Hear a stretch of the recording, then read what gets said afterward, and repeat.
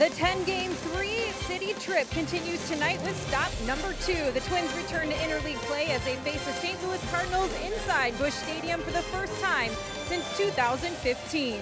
Fernando Romero takes the mound for Minnesota, looking to follow up his stellar debut with another win tonight in the series opener. His opponent is Cardinals righty John Gant, who gets the spot start after a scoreless relief appearance earlier this season. Welcome to Busch Stadium, everyone. I'm Audra Martin. After struggling for 8 games straight on the road, the Minnesota Twins regrouped and were able to put together 3 straight wins against the Chicago White Sox. They're hoping the momentum has followed them here to St. Louis. Here's a few things to keep in mind. It's a quick 2-game series between 2 teams that are playing some solid baseball as of late. The Twins have won 4 out of their last 5, while the Cardinals have won 5 straight, including back-to-back extra-inning walk-offs. A big part of the Twins' success has been a good stretch from the bullpen. Its production has been a big impact on the Twins overall. In wins, the pen has a 1.38 ERA, and that number jumps 7 points in Minnesota losses. Now, the Twins' bats have picked up the pace here lately, but they have a tough challenge ahead. The Cardinals' pitching staff is one of the best in the league, with the 3rd best ERA overall and baseball's #1 ERA at home. Tonight, Minnesota turns to rookie Fernando Romero, who will try to duplicate a stellar major league debut. Dick Bramer and Torrey Hunter have more on the young right-hander coming up next.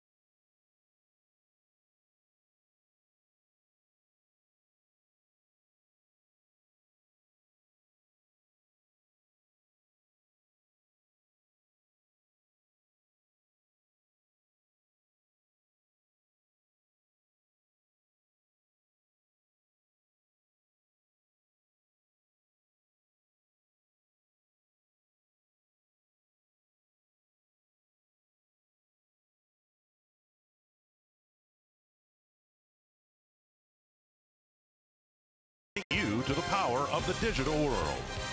By Sanford Orthopedics and Sports Medicine for the everyday competitor in all of us. And by Northland Ford. Visit buyfordnow.com and your local Northland Ford dealer today. It's a beautiful evening at a beautiful ballpark. First of 2 between the Twins and Cardinals. The Cardinals come to Minnesota for 2 next week. In 1987, when they faced each other, it was the first time in World Series history that the home team won all 7 games. Good thing the Twins had the home field advantage. They beat the Cardinals, and that home field advantage has continued through interleague play as well. And we welcome you to Busch Stadium. I'm Dick Bramer, and he is Torrey Hunter. We're very happy to have him as part of our broadcast crew again in 2018. Fernando Romero had a dream of a debut in the big leagues. He set the bar very high. Didn't give up a run in his whole outing of 5 2/3 innings. Yeah, definitely, man. Romero, you know, had a heavy fastball. He throws 98, 93-mile-an-hour changeup.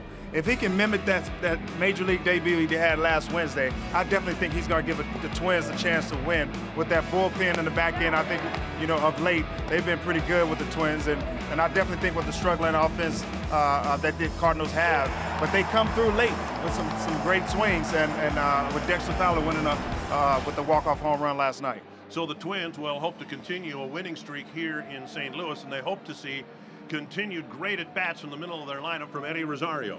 Oh, Rosario has been hot as a firecracker. This guy's been swinging the bat pretty well. He's matured as a hitter. He's hitting a lot of off speed. He's hitting it out of the park, and he's waiting for his pitch, and he's swinging at a lot of strikes. Usually he chases the fastballs up, but now he's getting those balls in the strike zone. And with a guy like Gant going tonight, who likes to elevate his fastballs and throw changeups and pitch north to south, I definitely think that he has to wait for his pitch and keep that hot streak going.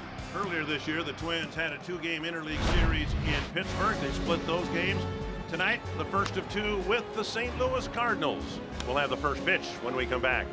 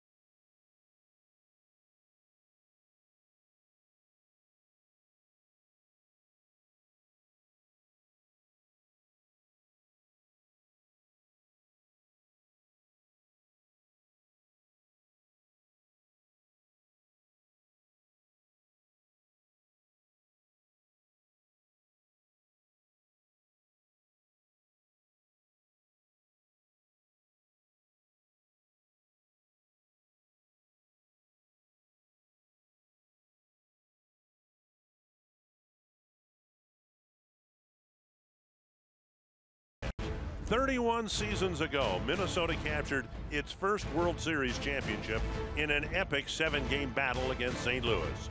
The Twins and Cardinals face off in a rare interleague battle, and while plenty of players from each team weren't even alive in 1987, they have the same championship aspirations. Minnesota looking to keep its Windy City momentum going, and St. Louis, winners of 5 straight in dramatic fashion, square off next. And it is a perfect evening for baseball. My goodness, not a cloud in the sky. Temperatures, what, 79 degrees, low humidity. This is beautiful. You can't believe it. Just slight wind. I think the wind tunnel is nowhere. So these guys are not going to be looking for a place to hit the ball. Hey, you're ready to go, man. You were gyrating and all that before first pitch here. You're ready to go. All the stars. Yeah, man. You know, I was just having fun, man, enjoying. It's a lot of energy. My wife told me to get out of the house and go hang with your brothers. Okay. And you're one of them. All right. I'll I'll take that as an honor. Yeah. And a distinction. Yes, I get a chance to hang with you guys. Joe Mauer took over the leadoff spot 3 games ago. The Twins won all 3 games, so not much of a chance of that changing anytime soon. And Paul Molitor hoping to finish this series with a 5-game winning streak, just about a 500 record in interleague play. It's a different challenge, of course, because we are playing by National League rules. The Menard batting order for the Twins: Joe Mauer, then Brian Dozier, Max Kepler, Eduardo Escobar, Eddie Rosario, Robbie Grossman, Bobby Wilson, A-Ray Adrianza, and we'll all find out how good of a hitter Fernando Romero is. And the home furniture starting pitcher, John Gant, who is very highly thought of in the Cardinal organization, getting his first start of the year here tonight. Yeah, he likes to throw the fastball, elevates it. He used to pitch east to west, in and out. Now he's pitching north to south. He's using the changeup a lot more than his other breaking pitches, and just trying to play the fastball off the changeup and the changeup off the fastball. Cardinals out on the field. Marcell Ozuna is in left field. Harrison Bader is in center. Dexter Fowler in right. Jed Jerko is at third base. Paul DeYoung is at short. Colton Wong, Matt Carpenter, and Carson Kelly will be splitting catching duties in the absence of Yadier Molina, who's not going to be coming back anytime soon. I'm sure many of you saw what happened to Molina over the weekend, and he will be lost for upwards of a month. Ooh. So great opportunity for Carson Kelly, who's very highly thought of as great catching prospect for the Cardinals, to get some experience here in the absence of the future Hall of Famer. It's always good to, of course you don't want to lose one of your stars, but it's always good to have somebody young like that come up and get that experience. Mike Winters, Tim Timmons, Rob Drake, and Sean Barber are the umpires. And Joe Mauer standing in the box, and we're about ready to get going. Field is gorgeous, one of the more scenic urban ballparks in America. And Mauer takes a strike on the outside corner. You know, I grew up in Arkansas, so we had in Little Rock the Ray Winter Field. It was the Cardinals AA team for a long time, and I was able to watch a couple games there and kind of became a Cardinals fan. Missing inside, 1-1. Now you say kind of became a Cardinals fan. So I mean, did you split your allegiance? Yeah. Well, the Braves, I would imagine, were in there someplace, weren't they? Yeah, the Braves were there because they had TBS. Of course, everybody watched that. And then the Cubs, of course. And my granddad was a big Cub fan, but I always liked Ozzie Smith and Willie McGee. All those guys were really, really fast runners. So I was a big fan of those guys, and we saw them a lot in Arkansas. 1-2 to Mauer, with Dozier on deck. And now 2-2. I think it's pretty cool that Mauer's in the leadoff spot. You know, give Dozier a chance to get in that 2-hole, and he's able to work the bat a little bit. And, you know, in the 2-hole, you want to kind of hit the ball all over the place, and he gets more fastballs. And we saw it happen throughout the last 3 games in Chicago, just what we've seen here. Mauer's been up there for 5 pitches. He hasn't swung. And if you're in the on-deck circle, you should be paying attention to that. You have some idea what the release point looks like, what the pitches do a little bit. Yeah, definitely. Instead of wasting that pitch, you know, in the first part of the game. And he took a 6-pitch walk to start the ball game. Twins have always traveled well here in St. Louis. You'll hear some smattering of applause when something good happens for the Twins. Yeah, that's pretty cool how the Twins fans, even when I played with the Twins in 15 and way back, you know, I think 2000 we came here. The Twins fans, they travel to St. Louis. It's a nice stadium to travel to, and the Cardinals fans are awesome, and I think the Twins fans are better. Well, good, given that's your viewing audience here tonight. That's a very smart thing for you to say. Yep. Here's Brian Dozier. And Brian swings at the first pitch, 1 strike. Which allows him to swing at the first pitch. Joe Mauer had that great at bat, you know, 6-pitch at bat, 5-pitch at bat, and it allowed Dozier on deck to see those pitches and see what is it sinking, is it running, is it how hard it was, and it was a great way of sizing a guy up. One strike.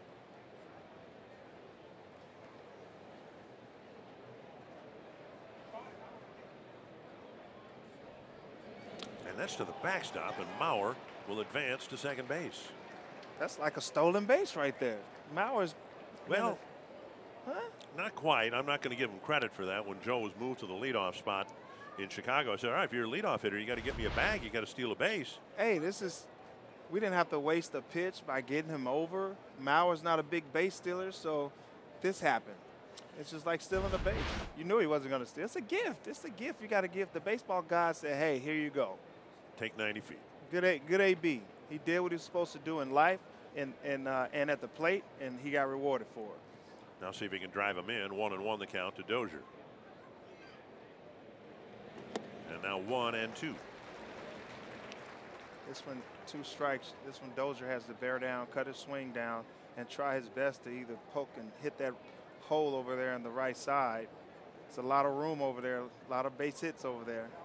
If he can just shorten his swing and hit that to that right side, we either get him over to third, and the next guy, all he has to do is hit a fly ball. We score a run early, draw blood.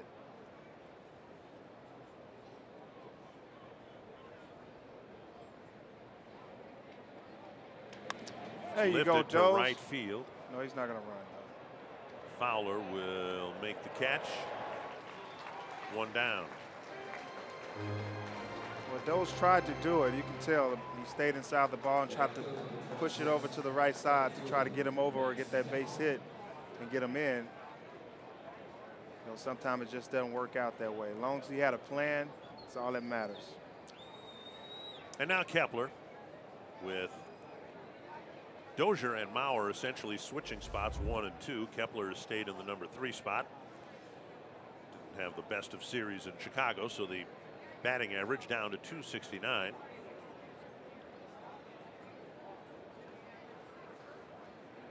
Down and in ball 1. Yeah, Kepler he's still, you know, baseball is crazy sometime, and he had a rough series. Some teams figure you out, and it's his job to try to figure out what these guys are trying to do to him and make that adjustment. That's how you get out of that funk. Swing at more pitches in the strike zone, less chases like I did. You did that from time to time? Oh, boy, you better believe it.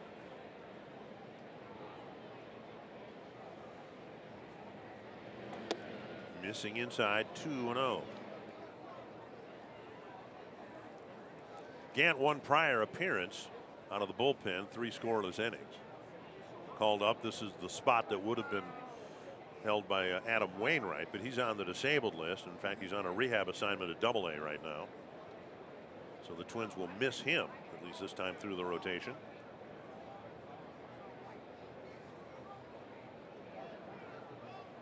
Kepler takes a strike, 2-1. That's kind of good. Wainwright is a pretty complete pitcher. He moves the ball well, in and out, changes speeds well. So I'm glad we missed him.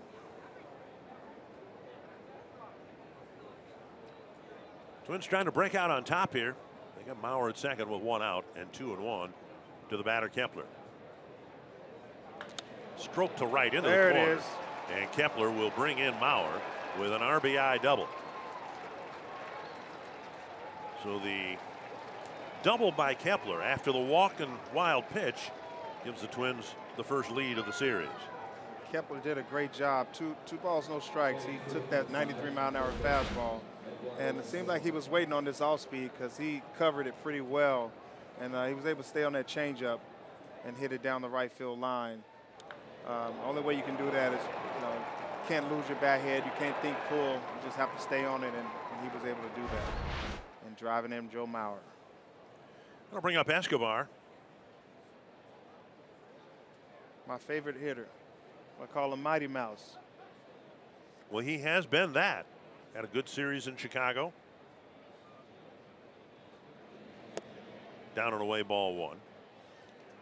He is definitely the clubhouse clown, man. He makes everybody laugh. He's very funny, keeps the team together no matter what, but he still comes out and proves that he could be an everyday player.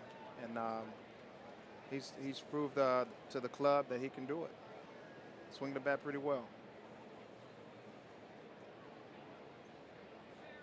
When spring training started, you had to use your imagination just a little bit to find out where and when he was going to get playing time. Twins had Mauer and Dozier on the right side of the infield, Polanco and Sano on the left side of the infield. Well, then the Polanco situation arose, and so you put Escobar at short. Now the Sano situation with him slow to come back from a hamstring injury, and now we'll see him till further notice at third base. Inside strike is called by Mike Winters. 2-1. Rosario hitting behind him. I would think they would go after him because Rosario is one of the hottest hitters in Major League Baseball. So I definitely think that Escobar should be swinging right here. 2-1 with Escobar asking for time. Got a base open. You don't want to put him on base with Rosario on deck. He's the hottest hitter in baseball.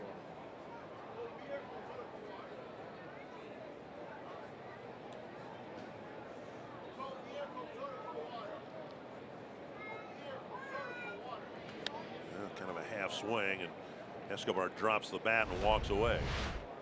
Man, talk about Escobar. He's slugging the ball, a .623 slugging percentage, 8th in the major leagues. I mean, that's pretty impressive in itself. I've worked this guy out, man. I've flipped to him. I've played with him. I've seen him hit the ball. It sounds so loud coming off his bat. And just for a little guy, see how I'm flexing right there? I call him Mighty Mouse because he's so strong. You get all you kids that don't know about Mighty Mouse, Google it. 2-2. I won't have to Google it because that was a big part of my Saturday mornings growing up. Mighty too. Mouse. Yeah, I mean, your Saturday mornings, you were younger, right? I'm older than you, if that's the point you're eventually going to get to. Yes, I'm older than you. You say you're 72, so. No, I did not say that. 2-2 to Escobar.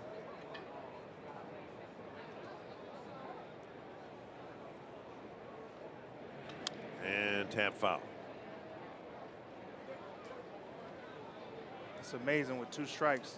You know, the Twins really teach battle. You know, try to cut down on your strikeouts, runners in scoring position, just make contact. Even if you hit the ball on the ground, make some type of contact because you never know. A ground ball gets through the hole, we score a run right here. So just try your best not to strike out. It's going to happen. Pitcher has 2 nostrils as well. And he lunges at strike 3. 2 down. Escobar strikes out. Now Rosario will have a chance with Kepler at second base.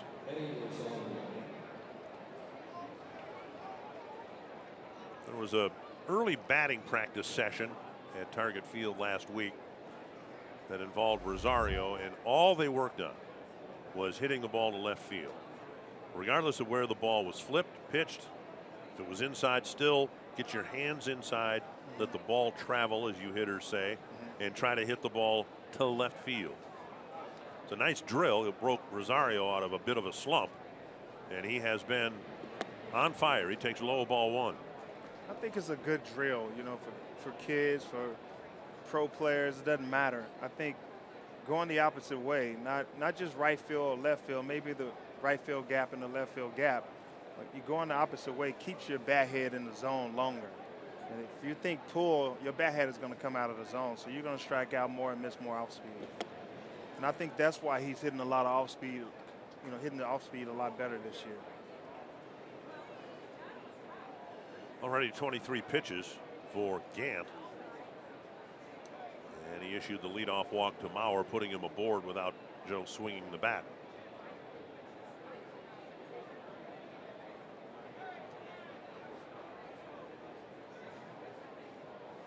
Two and 0 to Rosario.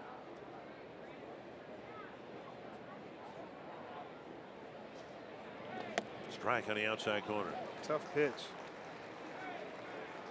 Working with Roy Smalley over the weekend, he would show that pitch. Hey, look, on 2-0, don't swing at that pitch because it's a really good pitcher's pitch. Yeah, that was 8 inches outside. It was definitely 8 inches outside. It was in the other batter's box chalk.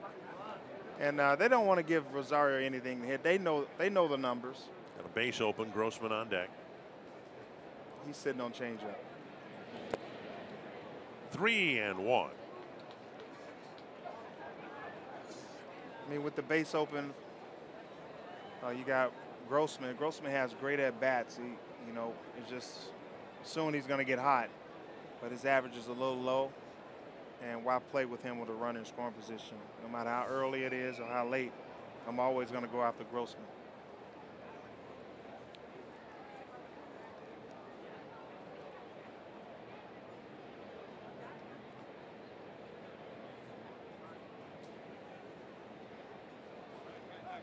And Rosario asks for time. It's been a long first inning for Gant. Still not out of it. For a lot of kids, they don't understand. Hitters get very tense at the plate. When pitchers hold the ball a long time, we get tense. So you have to call timeout to relax and get back in the box to reset yourself.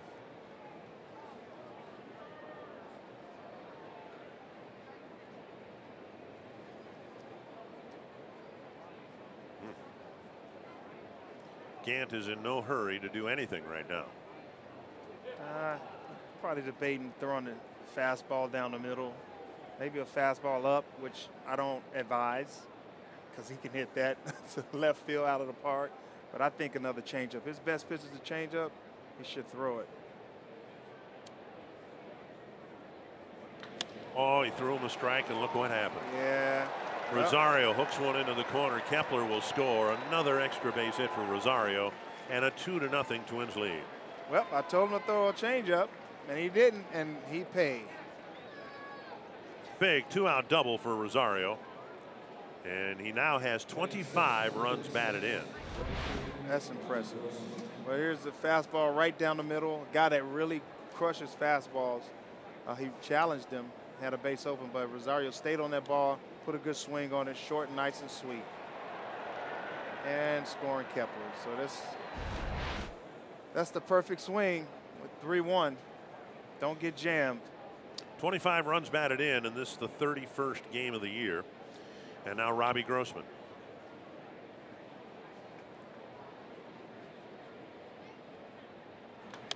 And fouled over the Twins dugout, 1 strike. Twins would like to get Grossman's bat going. It appears that the return of Byron Buxton is going to happen pretty soon. I definitely think it's going to happen soon. I mean, he seemed so excited in that clubhouse today. He had a lot of energy. He had a smile on his face, and I think he sees the light. And I definitely think he's coming back soon. 1 strike to Grossman.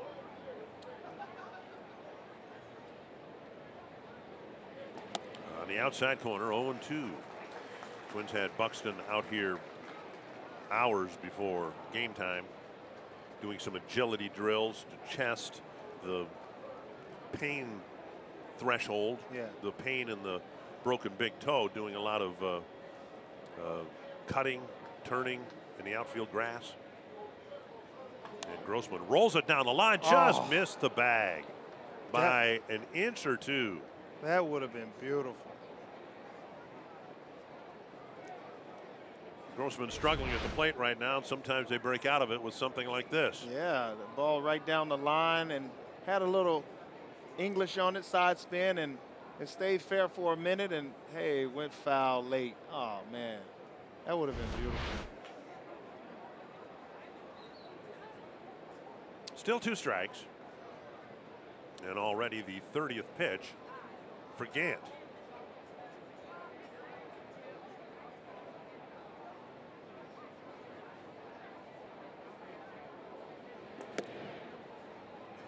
That's what happens with Joe Mauer having that at bat at the top of the lineup. It's like a domino effect. It just trickles down the whole lineup. Everybody has a great at bat. You had a chance to see his pitches and what he's trying to do. If it wasn't for Joe Mauer having that at bat, I don't think we'd be in this inning like this. 1-2 to Grossman. Again, we saw it throughout the series in Chicago. After the switch was made, Joe's up there to take pitches. He's always done that, whether he's hit first, second, third, or whatever, right? And Brian Dozier is a completely different hitter. You know, many times we'll see him get a hit on the first pitch or pop the first pitch up, and it's a completely different start to an inning. Hot and cold. 2-2 to Grossman. Changeup grounded sharply to right side. Matt Carpenter is there, and a low flip. And Gant has to lunge to catch it and then get to the bag. A walk, a couple of doubles, and a couple of Twins runs in the first.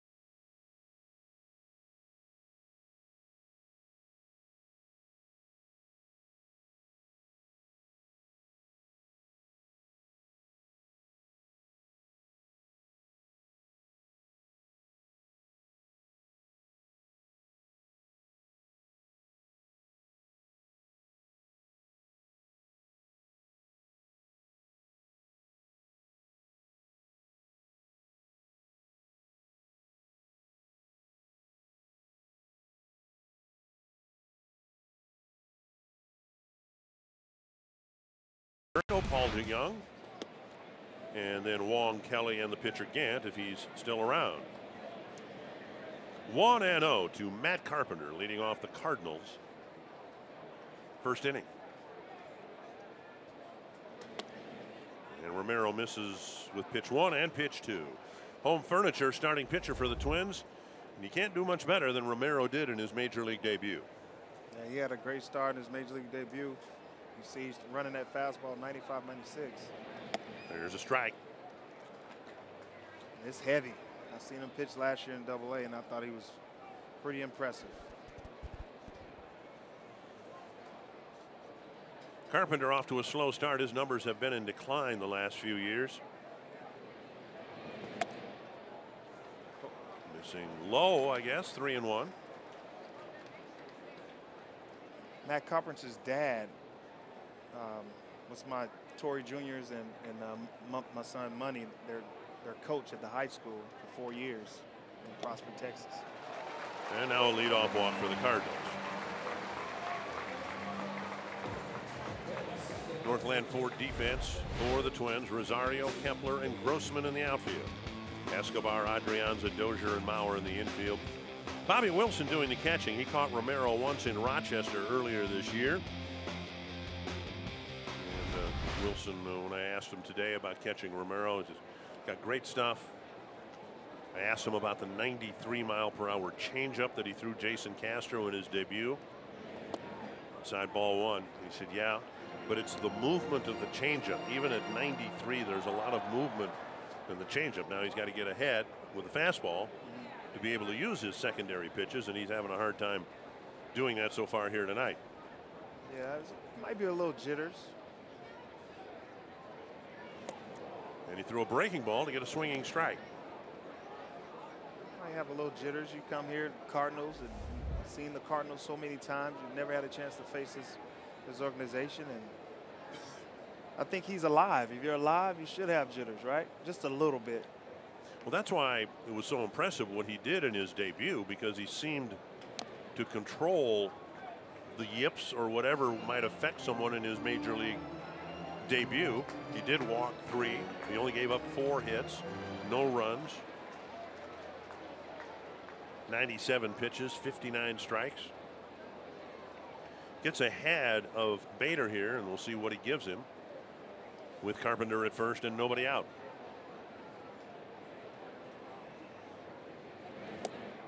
Strike 3.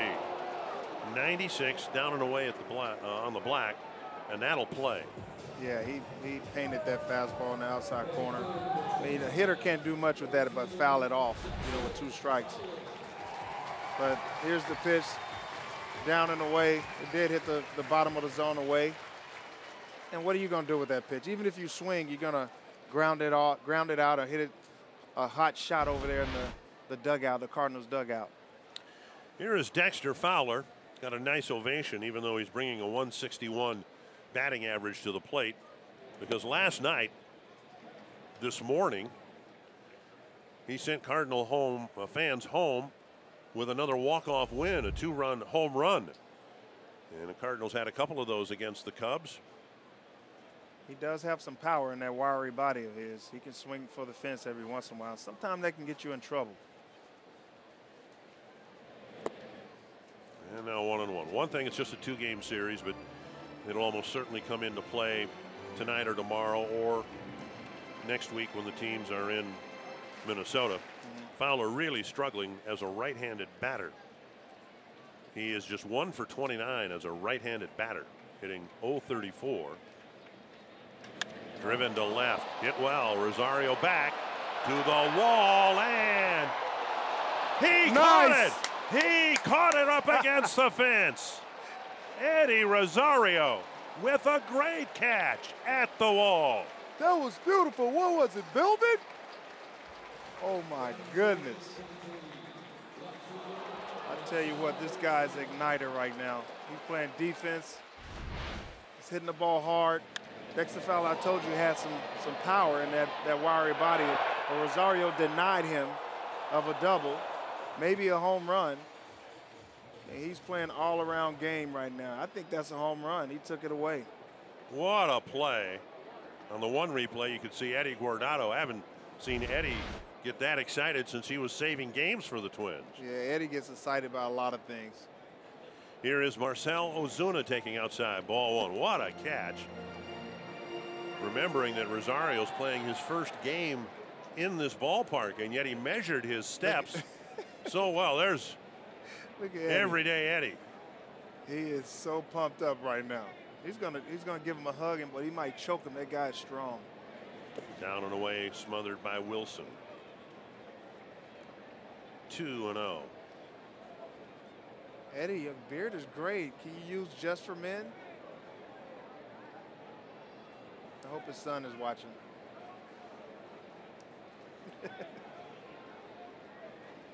2-0 to Ozuna. There's a strike on the outside corner. He's really painting his fastball. I mean, not to me, even Ozuna, I think is a pretty good, decent hitter. He can't do anything with that pitch as well. If you paint pitches down and away at 97, only thing you can do is hit it through that hole on the right side or foul. Happer up the line, foul. Now Romero had a really good spring training. He did not make the team out of spring training, but there was a built-in reason for that. What's the built-in reason? The built-in reason was the Twins weren't going to need a 5th starter for a while. And they wanted him to pitch regularly in Rochester somewhere, and it wasn't going to be in the big leagues. And then with all the postponements, it was the 4th week of the season. There's a called third strike as he paints the corner with the slider. Wow. A leadoff walk, but after that, Romero and his left fielder were brilliant. That is beautiful.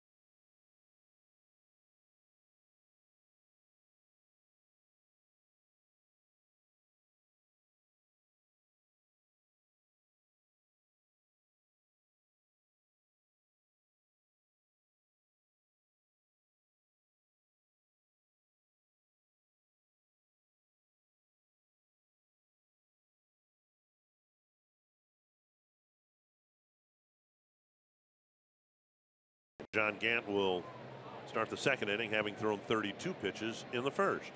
Here's Bobby Wilson. And there is strike one. Bobby Wilson was a teammate of mine for 3 years with the Angels. In Anaheim, sure. And he's a funny guy, man. He's a good backstopper, and he was taught by Mike Socha. You know, Socha is a pretty good catcher, and that's all he cares about. But you can believe he's going to catch, and he's going to call a good game. Hitting, he's going to either get hot or he's going to be cold. And right now he's got an 0-2 count. Feel good for Bobby. I've watched him from a distance and now getting to know him since he's in the Twins organization. But he spent all of last year in the minor leagues. And when you are as old as Bobby Wilson is, you've got to love the game to do it. It's one thing to stay in the minor leagues when you're 25, but when you're 35 and you spend all season down there and come back for more, well, that shows you what what's going on inside the man. And he just loves the game of baseball. Started the year in AAA, and then with Castro going down with a knee injury, here he is. And he won't complain. He won't complain. He's going to go and do his job, and he loves the game of baseball. I can see him being a major league manager one day. I mean, that's how much he loves the game. He calls a great game. He knows the ins and outs, and he's very, very much a student of the game. Close pitch taken for ball 3. As we made the point yesterday, Wilson has some similarities to Chris Jimenez, who was with the Twins last year. One of them being the teams brought him back for a second tour of duty. The Rays did, the Rangers did. Here's a ball hit to short. DeYoung has it, and over to Carpenter, one away.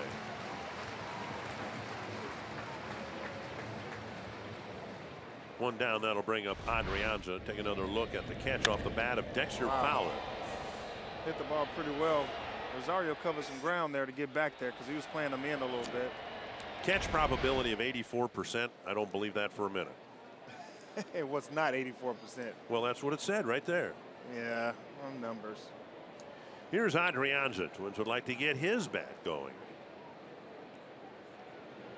Checks his swing, takes a strike. it would appear that the return of Miguel Sano will be substantially behind the return of Byron Buxton. Fouled back. If Buxton in fact comes back sometime yet on this road trip, perhaps in Anaheim, Paul Molitor said today that it doesn't look like Sano will be coming to Anaheim at all. He should stay back and just wait to play at home and get his rehab done there. Poke foul. Buxton comes back, get in the groove, figure out his groove, and it's going to be a lot of fun to have him get back. But you can't expect him to come back and, you know, hit 5 triples, run down 37 balls in the game, that many outs in the game. No. But I definitely think you give him a shot. Breaking ball got Adrianza. 2 down, and that'll bring up the pitcher Romero.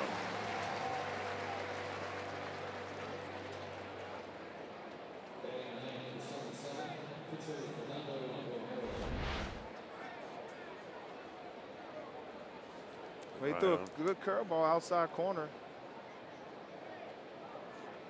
Painted that pitch and froze Adrianza. And Romero makes contact. Romero, I don't expect him to go deep today, but this guy has a competitive edge about him. He's got a nice stance up there. He looks like he swung a bat before. Yeah, looks good. 2 fouls. Hey, he touched the ball twice. Paul Molitor, joking, said he was hoping Romero wasn't thinking too much about his at-bats before the game tonight. He's thinking nothing but home run. And a breaking ball got him. Made contact with the fastballs, struck out on the breaking pitch, and the Twins go down 1-2-3 in the second.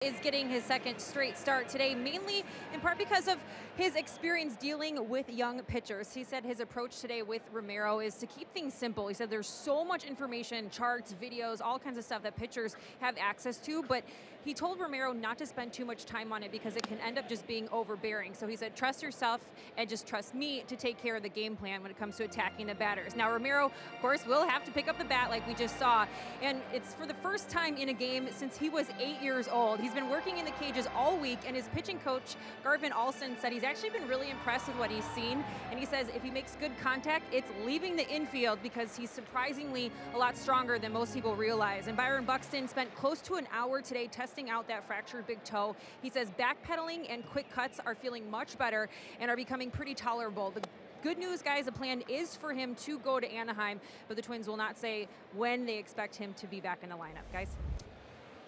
All right, thank you, Audra. The day game tomorrow, then there's an off day on Wednesday, and Twins might very well use the off day to let everything for Buxton settle down, and it's possible, I suppose, he'd be activated in time for Thursday's game. There's another strikeout, 3 already for Romero.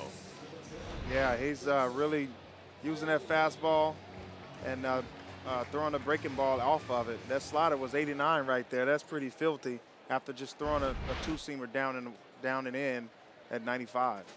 DeYoung will bat with 1 down. There is strike 1. 96 miles an hour. And the location. The movement and the location. It's not just the velocity. Why does his fastball have teeth?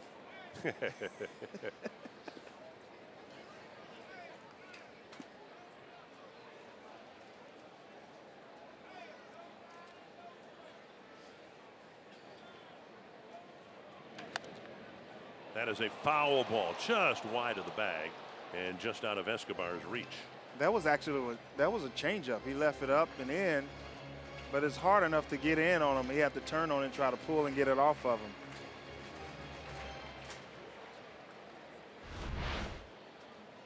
Just look at it down the line. That was a changeup sinking in on the hands.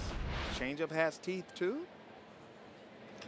Driven to the gap in right center field. Down for a hit.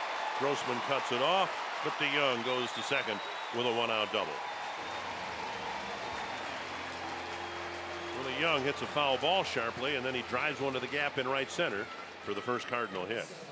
I think, you know, most hitters, like for me, if I pull a ball down the line, I figure he would go back with something away. I'm pretty sure DeYoung was actually trying to go the other way, and he was able to get a slider up and shoot it to the right center gap.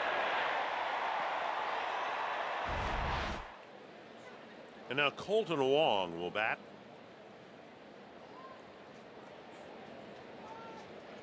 Wong with a walk-off home run hit here on Saturday, and he takes strike 1. This guy's like 5'5", but has sneaky power. You know, a little guy like that, most pitchers, all right, I can throw him a fastball. And then he hits it out of the park. Fouled off a leg, 2 strikes. Well, his fastball has teeth, so 97 miles an hour. Fernando Romero is all of 23 years of age. Oh my God. This is his 7th year in the Twins organization. 1 year he didn't pitch because of his elbow surgery. Breaking ball looped down the left field line, and foul by inches. And Mike Matheny saying, hey, hold on, we might want to take a look at that as a reviewable play because it is behind the umpires. But first or third base umpire Sean Barber got a real good look at it. At least you'd hope so. Colton was a little late on this fastball, and just inches, a game of inches, folks. Boy, never more so than in the last 2 Dexter Fowler at bats, huh? Yep. Last night, a home run by an inch. And tonight, Fowler robbed of a home run by an inch with the reach of Rosario. 2 strikes to Wong. Just missed up a little bit. 1 and 2. If I'd have had some inches in the game, I would have had 3,000 hits. You ended up with how many hits? I don't know exactly. I think like 24, 72, okay. 92.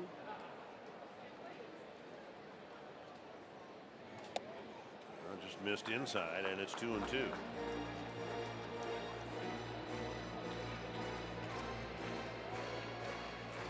Romero thought he might have hit the corner here. A little up in the zone. Despite Wilson's efforts to bring it back down. 2-2 to Wong. Breaking ball got it. 89 and it just disappeared. 2 down. Slider pretty nasty. All right, here's the Pizza Ranch for the win. What do the Twins have to do to extend their winning streak to 4? Well, I definitely think that Romero, man, he has to kind of, these guys, the Cardinals have a lineup that is quiet right now. He needs to keep it going and keep that 97 mile an hour fastball going. And if you keep that slider going, he's going to shut those guys down today. Here's Carson Kelly, the catcher, just one at bat on the air. Fastball got in there in a hurry, but off the plate, 96. Ball 1.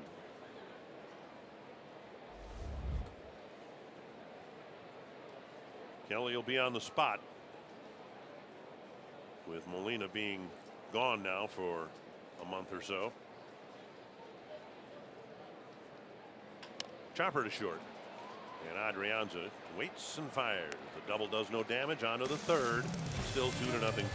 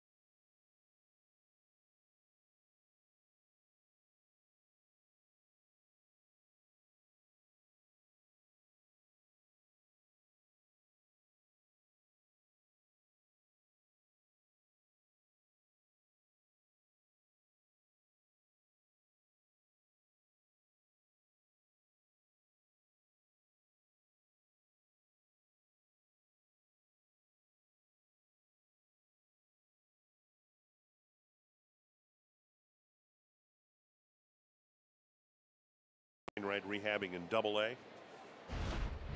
Those are some key players they're missing. Mauer took a leadoff walk and scored the first run of the game in the first inning, and here he takes strike 1. Mauer, Dozier, and Kepler in the third.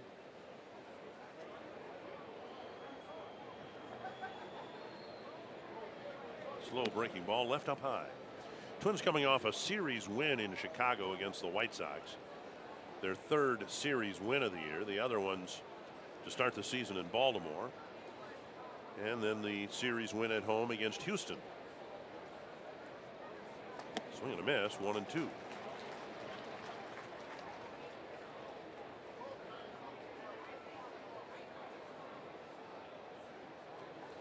get the sense that here, we've said it so many times, the count's 1-2 and the at bat very likely is just getting started here with Mauer at the plate.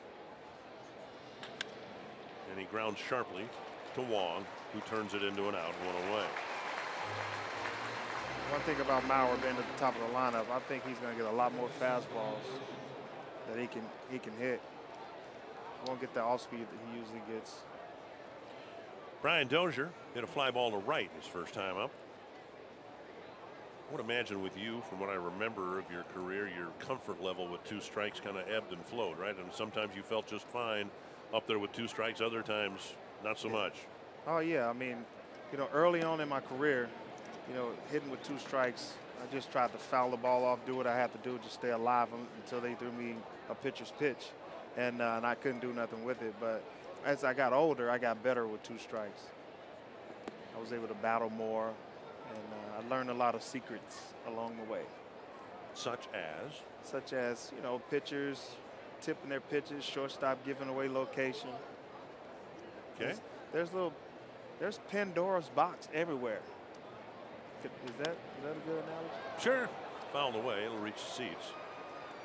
But, you know, in a broader sense, I think, and you've said this before when you've been up here last year, there's a lot to learn if you just observe as a player out there. And you told the story last year of Paul Molitor asking you to look at a pitcher just through the ear hole in a helmet or something. Just see, and he didn't tell you why, but he said just look at the pitcher through the ear hole in the helmet. And the point was? Well, actually, I had a day off in Cleveland. Paul Molitor was a bench coach then in 2001. And he told me just sit down, watch the game, and learn a lot. And he made me turn my helmet around. And there's a little air hole on top of the helmet. And I had to kind of squint my eye through it and look at Dave Burba. Swinging a foul. And Dave Burba he tipped his pitches. He had Cleveland Indians in the middle of his jersey, and when he sets it on top of the Indians jersey, the Indians logo, it was a fastball. If he went lower than the Indians logo, it was an all-speed. And I picked it up by the 3rd inning, and he was like, good, this is one of the secrets in the game. And it took, man, you know what, I might have played over my... Dozier strikes out 2 away.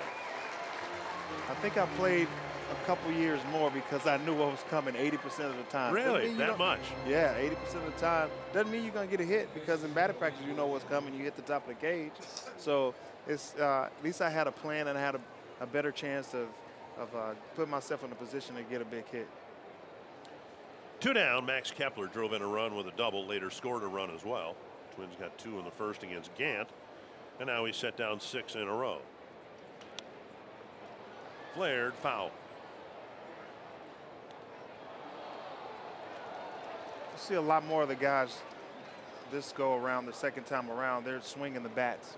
The first time around, they just didn't see him, didn't know him, never really faced him, so they had to kind of see what his pitches are like, but they're swinging the bats right now. Drive to center. Bader back, still on the grass, and now coming in. And the inning ends. Another 1-2-3 inning for John Gant.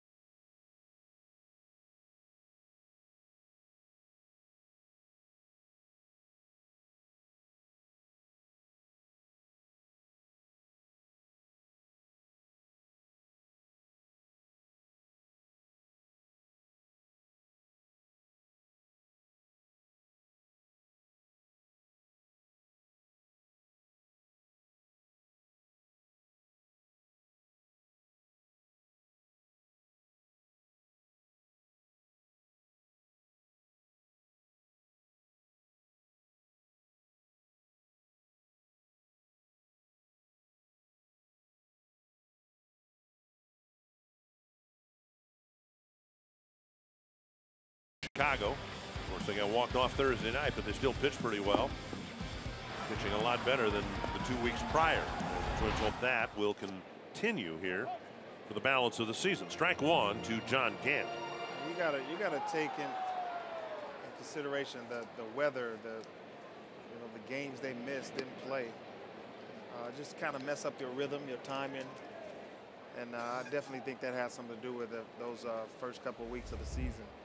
But the last 4 days we had better weather. The guys are back in their division and feeling pretty good, and went to Chicago and did a great job. 1-2 to John Gant. He'll be followed by Carpenter and Bader.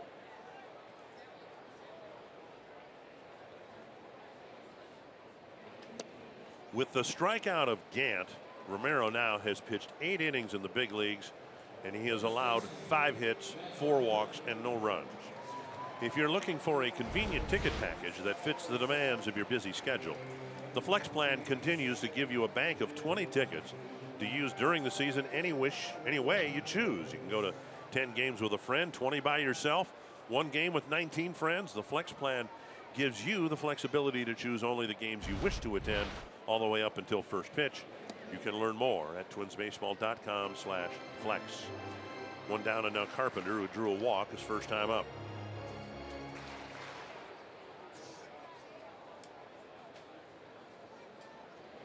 That's significant, isn't it? 8 innings in the big leagues. He hasn't given up a run yet. 5 hits, 4 walks.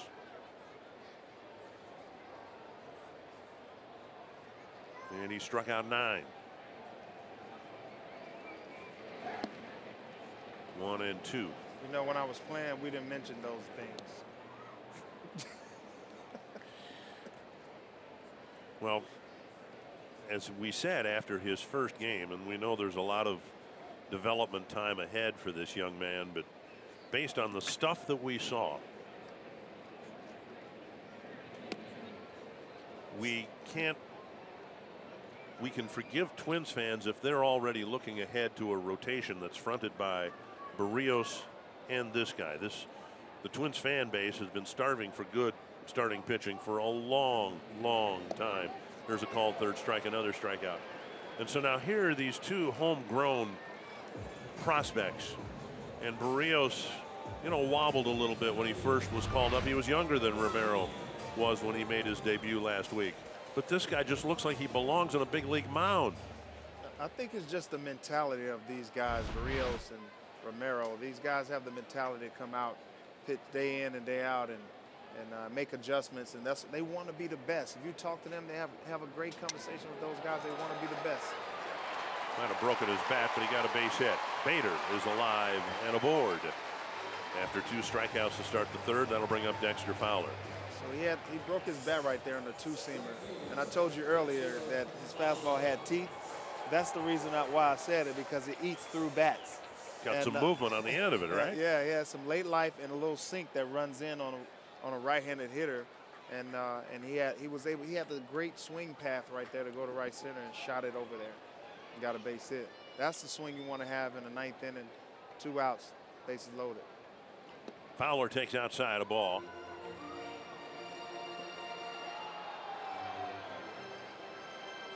Fowler hit a liner to Rosario. Actually, he hit the liner to the wall. Rosario just intercepted it just as it was ready to perhaps go over the wall for a game-tying home run.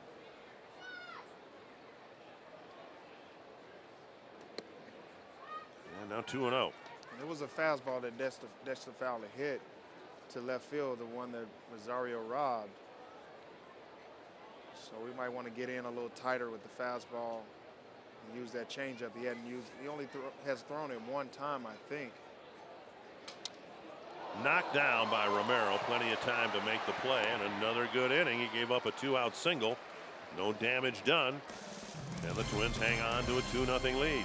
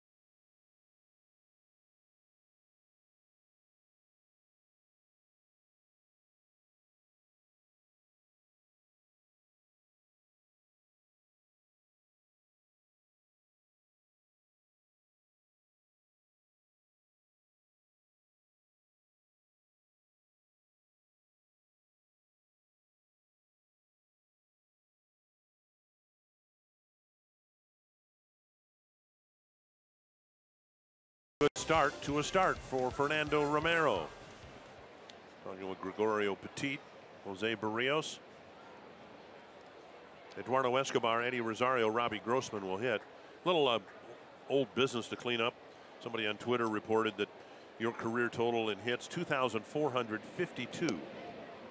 Oh, I gave myself a couple hits.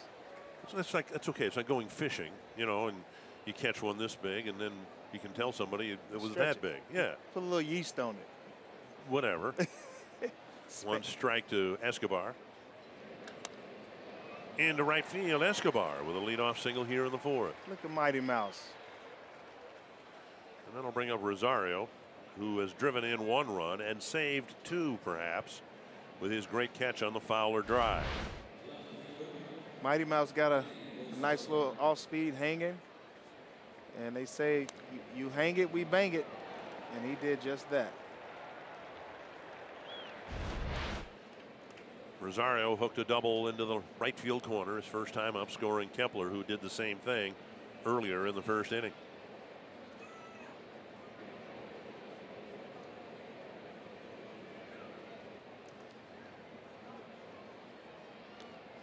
We knew coming into this series that if Yadier or Molina was behind the plate, the Twins wouldn't do much, if any, running.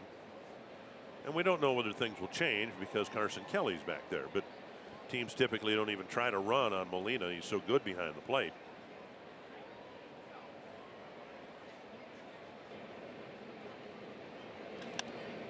Lifted foul. And out of play. Well, you definitely have to respect Yadier's arm. I mean, he's been doing it for years, and he's still doing it. And one of the, the well-respected catchers in the game. And now you have a young guy getting called up, and he's behind the plate. He has to earn his respect. That's right. Yeah. So I think you run on him just to test him out. We've talked about Mighty Mouse and his power. He's not the fastest guy in the world. But he looks fast. That's all that matters.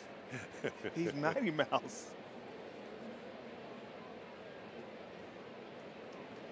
I'd be inclined not to run with Rosario at the plate myself, given how he's hitting the ball. Yeah. Well, we're winning 2-0. Fourth inning. Go ahead, honey. Take a chance. Well, the Cardinals think he might be taking off. A little more attention paid to Escobar. Well, the best thing about it, lefty's hitting. I'm pretty sure he's going to get an off speed. He turned on the fastball earlier. So if he gets off speed, he might pull the ball and gets a base hit in the big hole over there on the right side. Another pop-up. This one might stay in play. A lot of foul territory here. Jerko on the warning track makes the play. One down, and that'll bring up Grossman.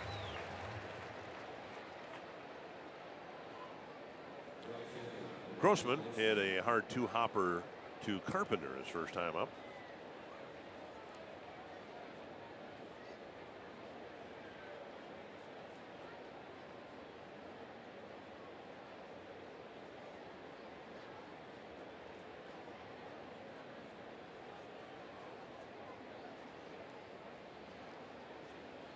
I think one thing Grossman has to do is get back to hitting that ball to the left center gap to the left side.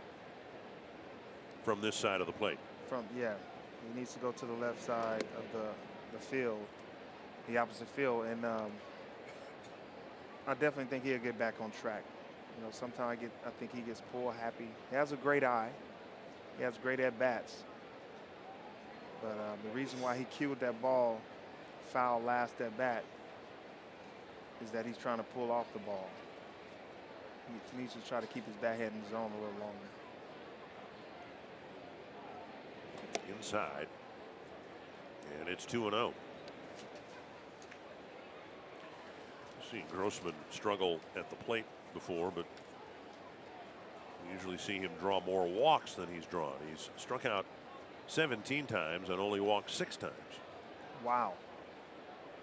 Usually, regardless of what he's hitting, you can tack on another 100 points with all in terms of on-base percentage with all the walks. Here they're opening up the left side of the infield with a shift. And a liner over the shift into right center field. Escobar around second, on his way to third. And the Twins are in business here, first and third, one away. That's a good swing by Grossman. I think it was an off speed that he was able to keep that bat through the zone and put good wood on it. And it was a changeup. And he was able to keep that bat in the zone long enough to get the line drive to right center. And Rosario was excellent base running, getting the third for him, and got a runner in scoring position for Bobby Wilson. Replay brought to you by Jeep, and now Wilson will come up with a chance to drive in a run. Hit a ground ball to short his first time up. A high drive to left center field. He gives it a ride to the gap and caught by the center fielder Bader. Coming home and scoring is Escobar, and Wilson just missed a 3-run home run. That's an excellent swing by the veteran catcher. He was able to do his job by getting a pitch up that he can handle and put it in the outfield, almost put it out of the outfield, and was able to get a sacrifice fly. He got the pitch up that he wanted, and that's your plan. When you have a runner in scoring position, less than 2 outs, get the pitch up no matter what and swing for it so he can go in the outfield. He was able to tag up and manufacture a run right there. So this is a great at-bat by Bobby Wilson, the old guy. And now Adrianza called out on strikes, his first time up. There's a bunt. That's a great bunt. And that's a bunt single for Adrianza. So important because now the pitcher will hit. And even if he does make an out, it's the last out of this inning rather than the first out of the next inning. Right. You don't want him leading off.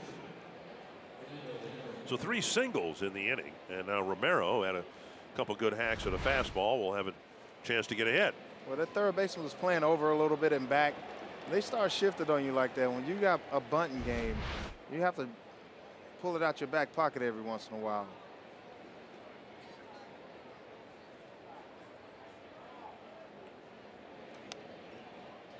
Four swings, 3 foul balls. Yeah, man, it's awesome to see a guy, his first at bat in the big leagues, and he's swinging. You know what? If you're going to go down swinging. And it's exactly what he did. Made contact with a couple of fastballs and then waved at a breaking ball. This is a breaking ball.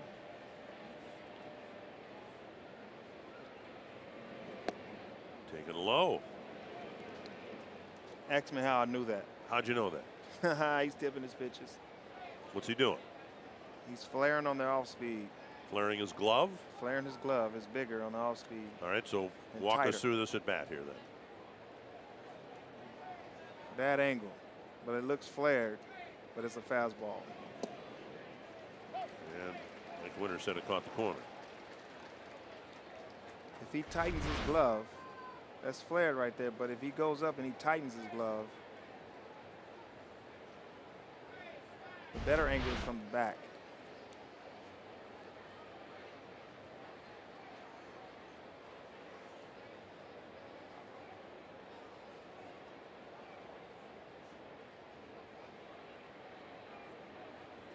No, I'll change up. Well, he missed with it. Now it's 2-2. His glove is a little puffy. When you said tight, it's going to be a fastball.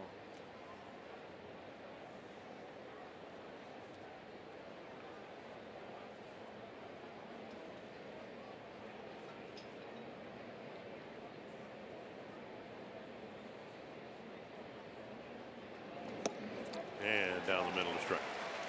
The Twins get 3 singles and another run. It's 3-0 Minnesota.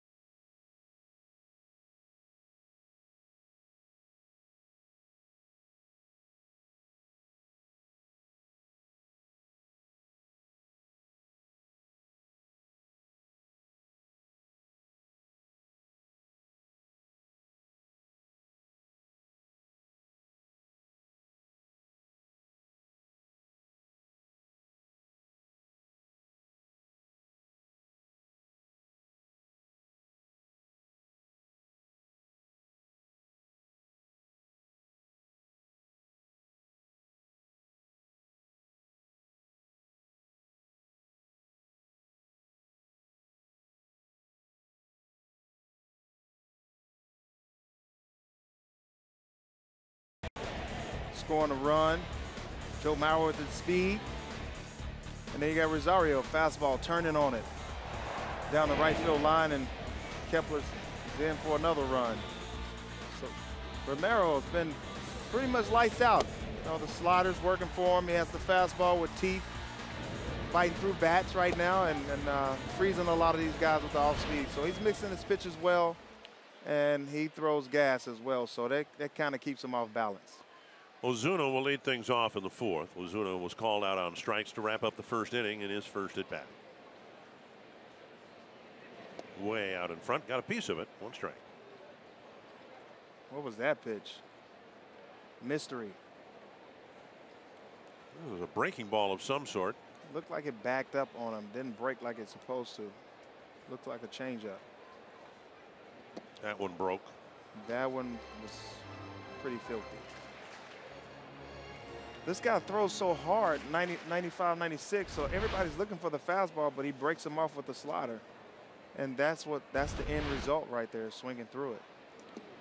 Wilson with a block. And he hadn't thrown him a fastball yet. You know he has 97 in the tank. And what he's going through in his mind right now, in his head, that hitter is like, okay, when is he going to throw the fastball? He has to throw it right here. And he's going to throw another off speed, possibly.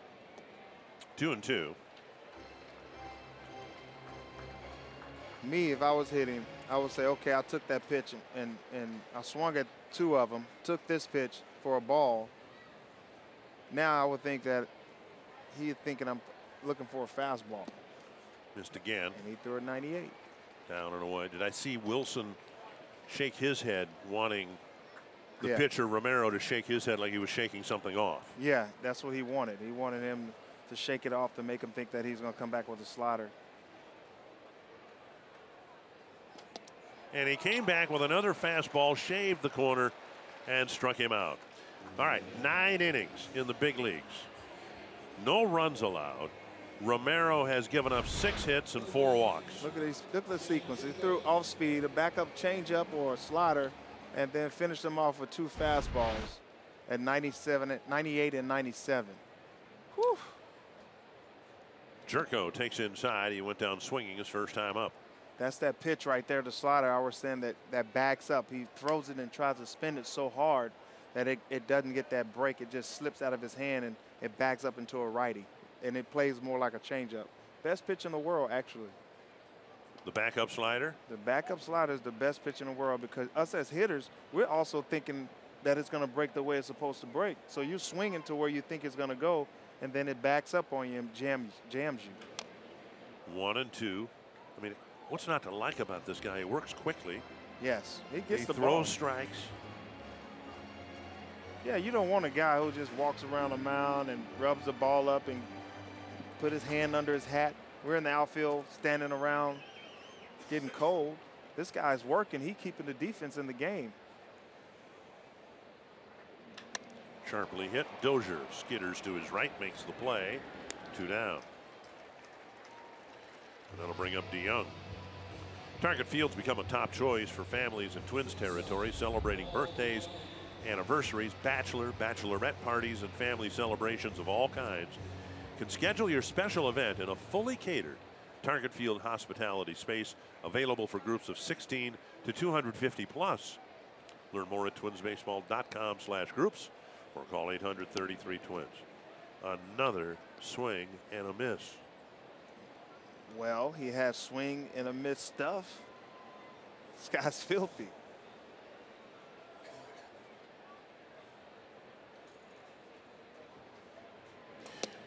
So we've seen that from Romero. We know Barrios has swing and miss stuff. The interesting thing is, and we pointed it out during the telecast yesterday in Chicago, Kyle Gibson has become a swing and miss guy in Roy Smalley's theory because he's using a 4-seamer upstairs. Yeah, he's definitely throwing. I've been watching him of late, and he's definitely been throwing a lot more fastball, utilizing his sinker more instead of throwing his off speed. You know, he used to throw off speed in different counts and get behind in the count, and now he's using more fastball and create more ground balls and strikeouts. 2-1. And Romero, as good as he's been, has yet to have a 1-2-3 inning here. Another 2-out hit.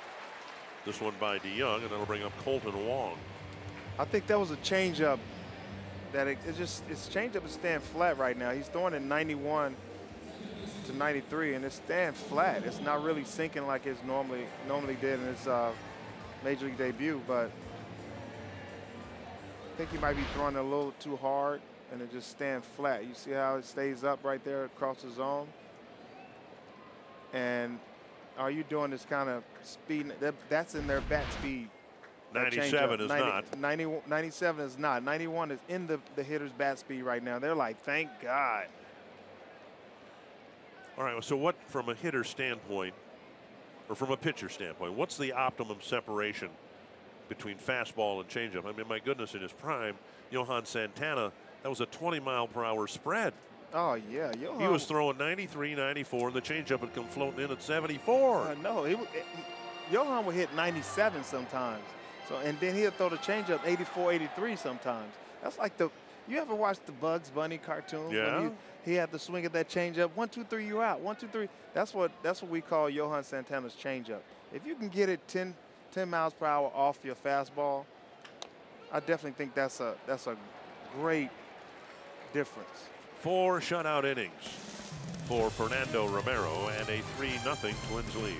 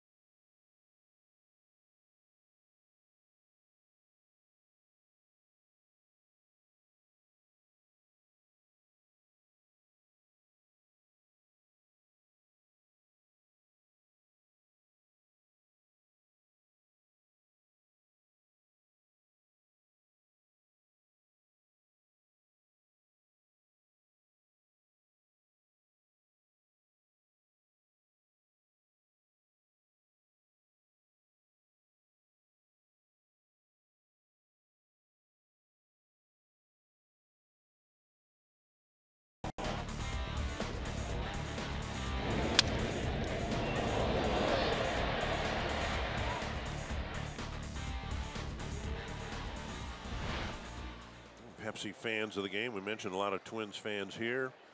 Walking around downtown St. Louis today, ran into some Twins fans. Easy drive down here on the Avenue of the Saints from the Twin Cities. You just go down on 35 and you get into northern Iowa and you kind of angle off through Waterloo, Cedar Falls, Cedar Rapids. You keep heading down south and east and you're here. Freeway driving all the way. Seems like you've driven that a couple times. Well, what I would do is I'd get to northeast Missouri and then angle back south and west to visit my sister. She still lives in Fulton, Missouri, where I lived for 5 years in the late 60s. In fact, we were here in the inaugural year of the first Busch Stadium, the one that replaced Sportsman's Park. It wasn't that long ago. It was like 1966, so don't try to make me in my mid-80s here or anything. There's Mauer lifting it foul. We would, at the old ballpark, it would be like school patrol day, and we'd get tickets for like 50 cents. And I got to meet one of my classmates from that era, and we reminisced how we were among the very first people to go up the St. Louis Arch because it had just opened. And it was kind of a unique experience. Yeah, I haven't gotten over there yet. Nice swing. One hop, right to Young. Bauer retired, one away.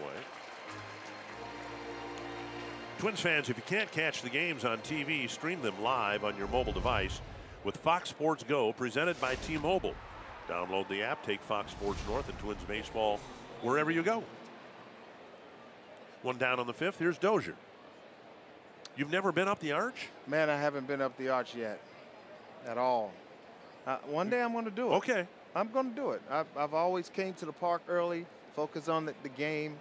I was too much in the game, man. Don't do it if you're claustrophobic, because they got these little pods that they squeeze you. There's probably the same ones that ran us up there in the 1960s, and you're cramped, and it's a really small, confined experience. Well, if I listen to you, I'm scared. I'm gonna have a phobia. Don't be scared. Just if you're claustrophobic, be prepared. You're going to be a little confined. There it is. You can go inside of that? Yes. Didn't you know that? No. Oh yeah, they got a little observatory or whatever up at the very top.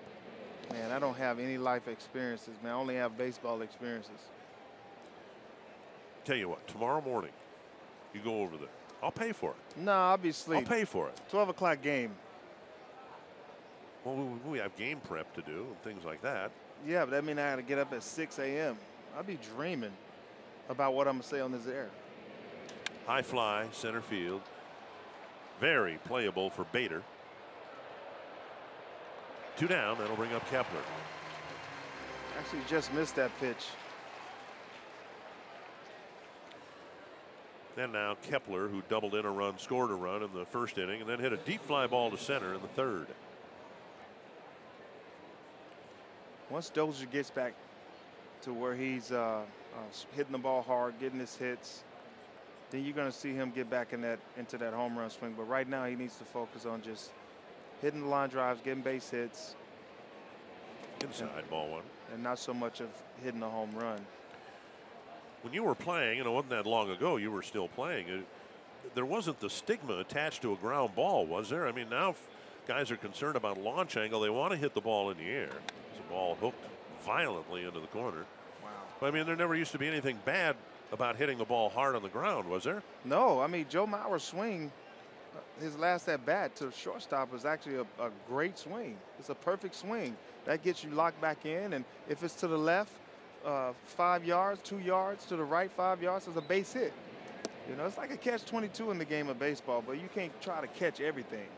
And I think the launch angle, because of the shift, guys are starting to swing up to get over the shift.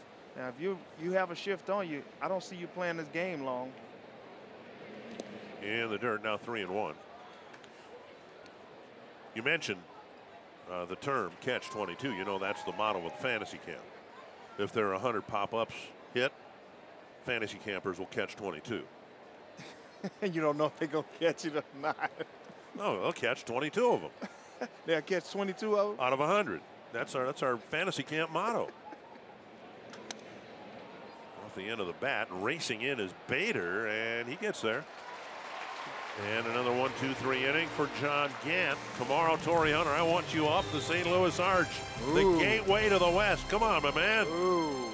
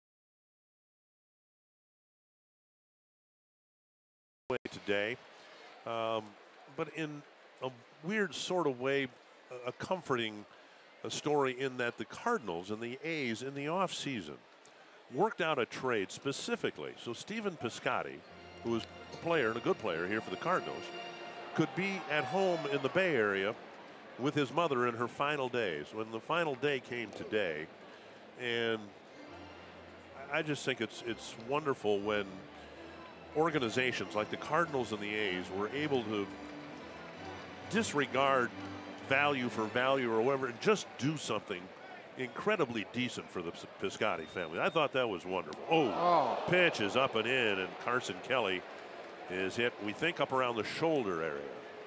And the leadoff man is on here in the 5th inning. Up high, but where?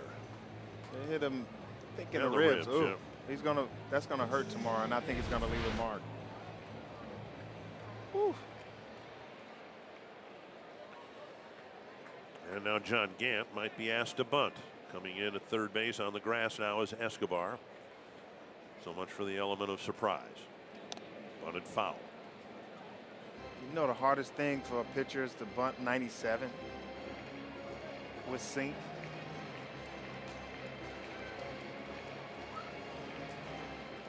You know, getting back to Piscotty, I just think that the Cardinals, man, they're an A1 organization, man. They do things the right way, and to do that for him is very special. There's a bunt. Romero will get the out at first. So Gant does his job, advancing Kelly to second base, 1 away.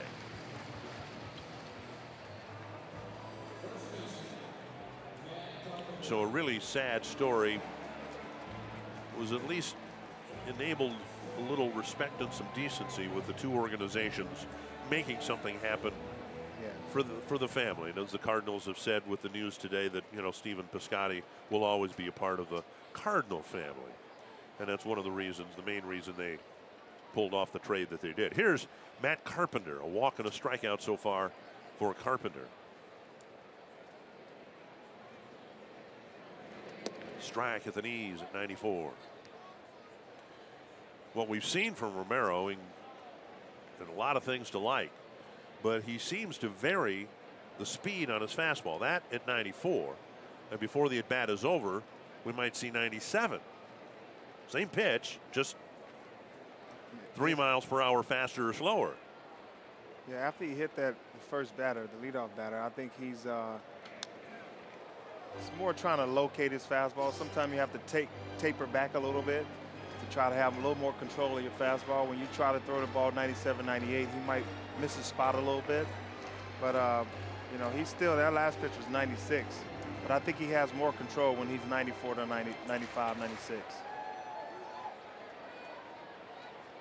2 strikes with Romero looking for a strikeout. He got Carpenter looking his last time up. Got him on a check swing. And on 3 pitches, Carpenter heads back to the dugout.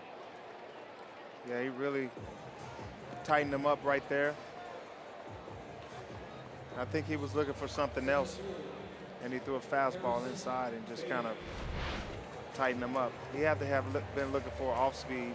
He threw him 95, and he was just a little late, and you're trying to create an extension because you're late, and you can't hold that bat. Check swing called by the home plate umpire. 8th strikeout for Romero. And here is Harrison Bader, singled his last time up. Ball 1.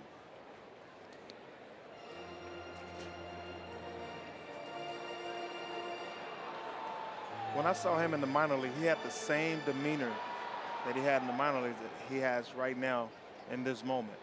I mean, you saw him in Chattanooga then? In Chattanooga. I saw him in Double-A last year.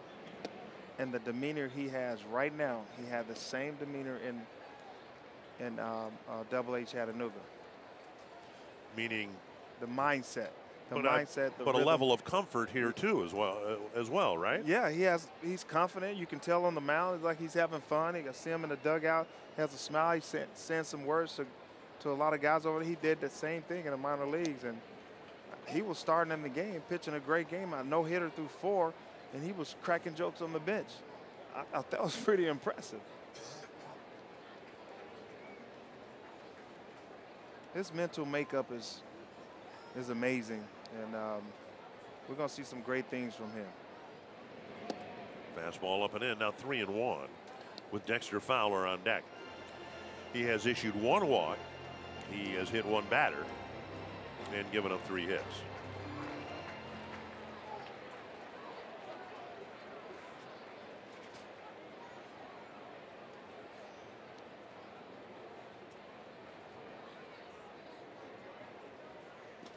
On the outside corner at 97. That's what we were talking about before. 94. And now it's 3-1. So, I mean, he reached back and hit 97 and put it on the outside corner. When you change the speeds like that and you see a guy, you look up there at that speedometer and it says 94, you're like, oh, I can catch up to that. And then he throws 95 and you're late. Check swing there, and a walk will fill first base, and that'll get Fowler to the plate as the tying run. First time the Cardinals have had 2 base runners on in an inning. May 22nd is Star Wars Night at Target Field. A limited number of Star Wars Night theme night ticket packages are available that include a game ticket and a Joe Solo bobblehead. Go to twinsbaseball.com/Star Wars to learn more about the Star Wars Night theme night offer. Trip to the mound, first of the ball game. Not involving the pitching coach, involving a veteran catcher, a couple of veteran infielders. Fowler nearly hit one out in the first inning. Rosario made sure he did not.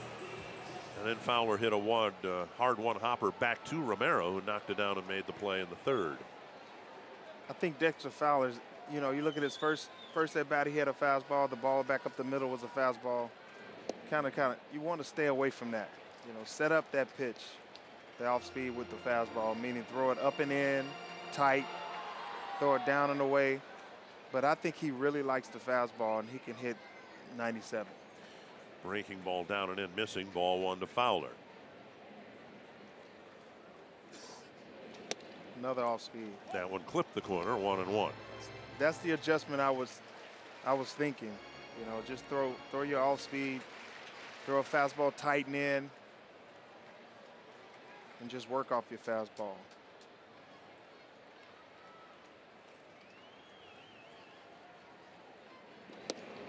Another breaking ball, and he swung over the top. 1-2. Steady diet. Give him a steady diet of Give him another one, 4 straight pitches? I might come tighten in right here, but I have to give him a steady diet. If you can't hit it, prove it that you can. Show me you can make the adjustment on his off speed.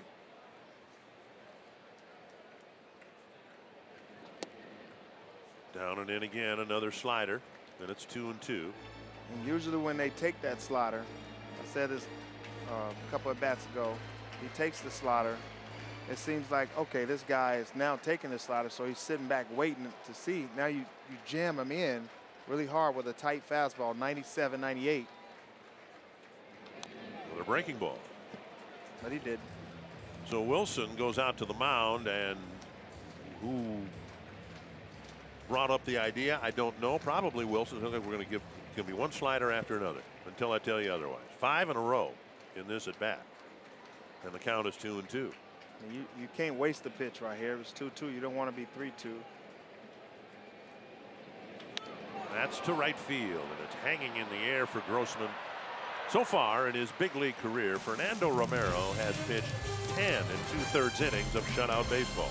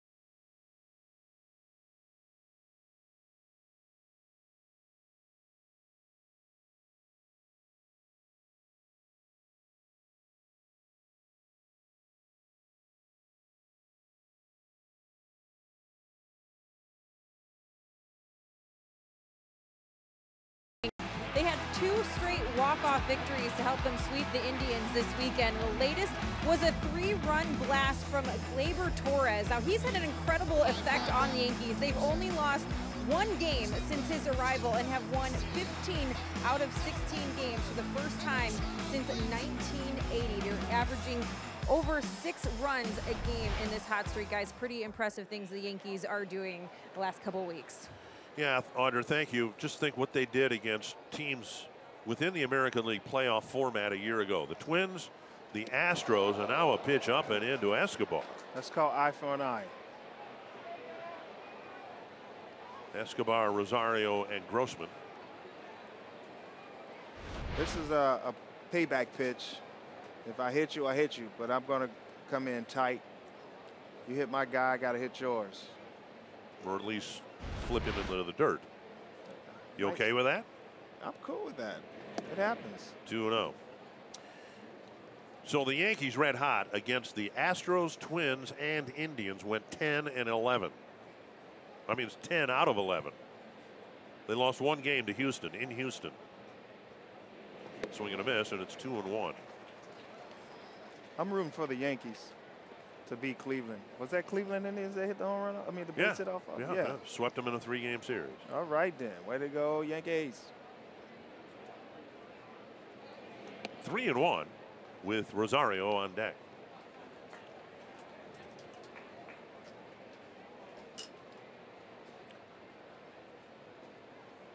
Twins getting a couple of runs in the first, another in the fourth. And he took a 5-pitch walk.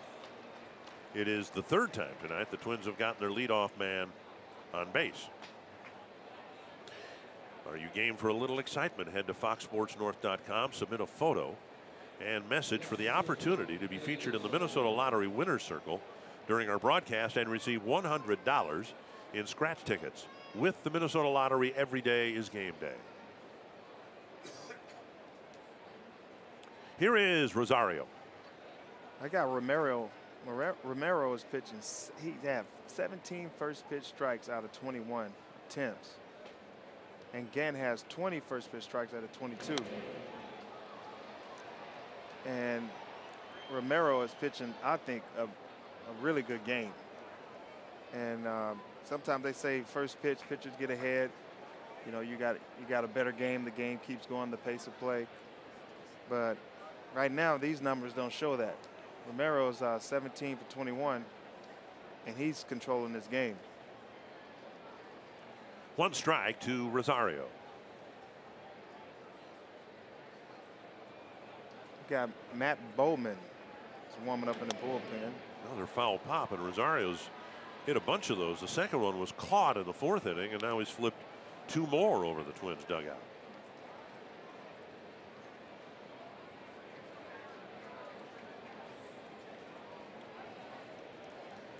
You got Romero, 5 innings, 3 hits, 8 Ks. Again, 5 innings, 5 hits. Twins got their 2 hits in the first when they scored 2 runs, and then 3 hits to score another one in the 4th. So the Twins have done a nice job bunching things together, trying to take advantage now of the leadoff walk. Up and away, 1-2. It's only his 2nd big league start. Hadn't given up a run yet. Keep it going. It looks good. He seems comfortable. He's having fun. There's no signs of fear on his face. Just relaxed.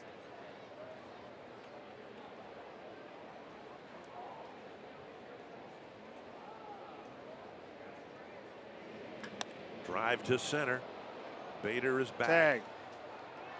Escobar setting up for a tag, and he will bluff. The throw all the way over second base to the mound where the pitcher catches it. 1 down. Right there. I think Rosario kind of baited him a little bit, pretending like he was going to go, and he actually panicked and threw the ball over the second base, and the pitcher caught it. Looks like he's got a good arm. He showed it off. He showed it off, definitely. I just think that Rosario has to read that a little better. Escobar, you mean? I mean, Escobar. Escobar has to read that a little better. and pick that up. That is overthrown by the center fielder. Here's Grossman. Grossman got a single in the middle of 3 singles that produced a run in the 4th inning.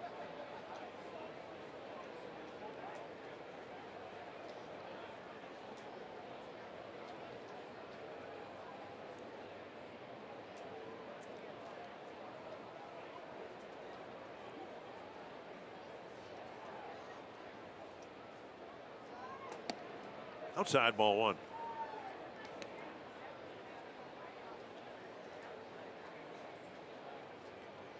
There's Matt Bowman getting loose. Cardinals have a 6-man right-handed relief staff and 2 lefties. Bullpen is pretty good.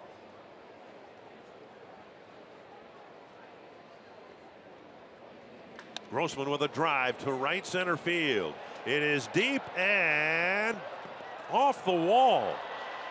Escobar to third. He's being waved in. The throw from second base. Safe at second, or at the plate.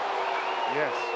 Put the hand down ahead of the tag by Kelly, at least according to Mike Winters. And Mike Matheny's video room will take a look at it. Grossman to the base of the wall in right center field, and it looks like the Twins have another run. I think the center fielder got the ball and overthrew the cutoff man again, and actually got the ball to the plate, and he might have gotten in there. The hand might have slipped in there before the tag. That's a great slide by Escobar. He got up lipping a little bit, but it's a long way from the heart. Yeah, I don't think they're going to be able to. In fact, I don't think they're going to challenge it. Instead, they're going to maybe make a pitching change.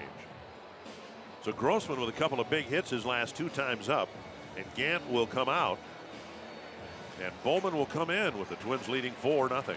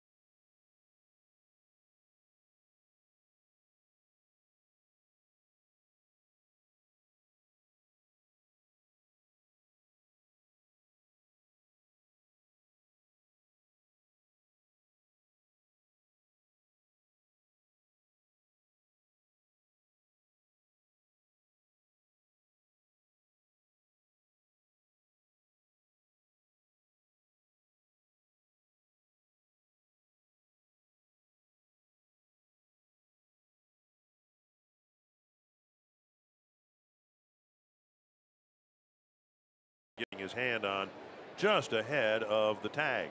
Yeah, he got his hand in there. It was a pretty good slide by Escobar. I think the cutoff man was missed and gave us a couple more steps so we can get in there and get that score, that run.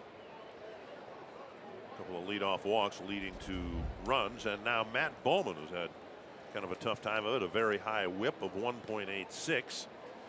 High opponent batting average, 3 home runs in 12 1/3 innings.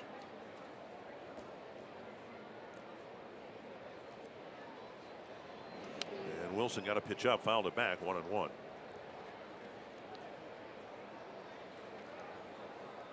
Couple of rain delays last night, and then the Cardinals won it eventually, but they used up a big chunk of the bullpen. 8 2/3 innings last night, just 1 earned run. Cardinals didn't take batting practice before the game today. In fact, the team was told don't bother showing up before 4:30. They got out of here so late. Game ended a little before 1 o'clock.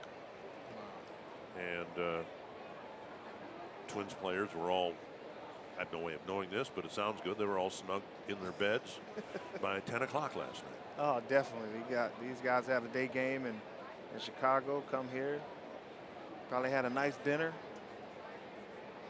Bedtime. Wilson takes low, and it's 2-2. Wilson drove in the third Twins run with a deep fly ball in the fourth. Hit it to the fence in left center field. If I know Bobby Wilson, he's trying to hit this ball to the right side, get the base hit, or just get him over. But I say don't try to sacrifice that. Just get the hit. Oh, no. Took a fastball for strike 3. 2 down. And that'll bring up Adrianza.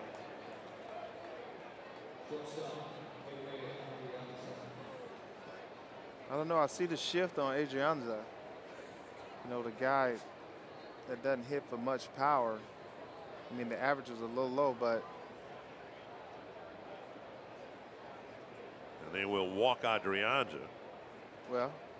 To get to Romero. It's very understandable. 80 pitches for Romero, and absolutely no reason to take him out. So he'll hit with 2 men aboard. 2 strikeouts so far, but he's looked as a pitcher who's never hit before in the big leagues can look hitterish. Put some good swings on the ball. He did. It's another foul ball. He's made contact over the screen a few times. That one down in the dirt. Get your first major league hit. Look at the smile. Look at that smile in his face. He's having fun. He's very confident and having fun. Uh-oh, he's peeking.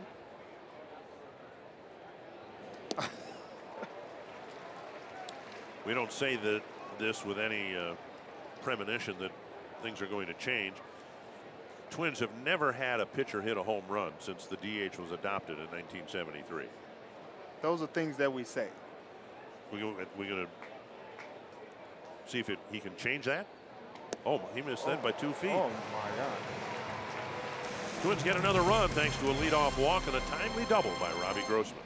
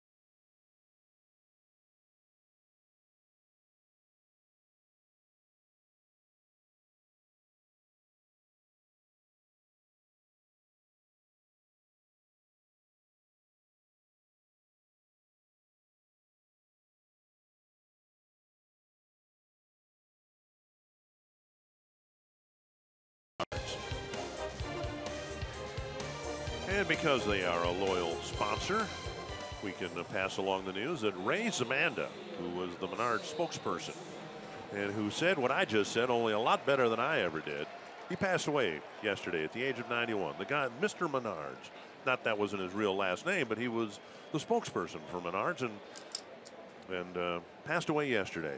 I think everybody enjoyed his smile on TV and his enthusiastic way of encouraging you to shop at Menards. Yeah, he encouraged me a lot. So I definitely hate to hear that. And, you know, I wouldn't even know that song. Say big money at Menards? Yeah. 1-1 now to Marcell Ozuna, then Jed Jerko and Paul DeJong. We have happier news, too. Danny Farquhar was released from the hospital today in Chicago. And for those of you who don't know, Farquhar suffered a ruptured brain aneurysm and was in very serious condition for some time. And the doctor said he will not pitch this year, but there's no reason that he can't resume his big league career next year. 3-1 now to Marcell Ozuna. Ozuna, Jerko, and DeJong in the St. Louis sixth.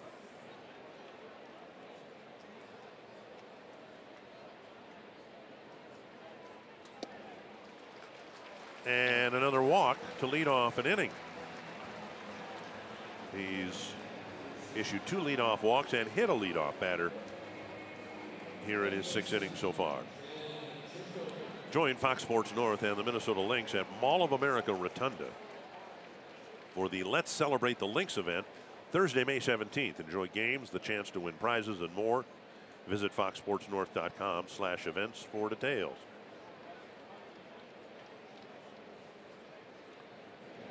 Strike called, and Romero, and this is even more good news, he's had to pitch a lot from the stretch and has made his best pitches tonight from the stretch with the leadoff men reaching. There was a 1-out double in the second, a couple of 2-out hits. He hasn't had a 1-2-3 inning.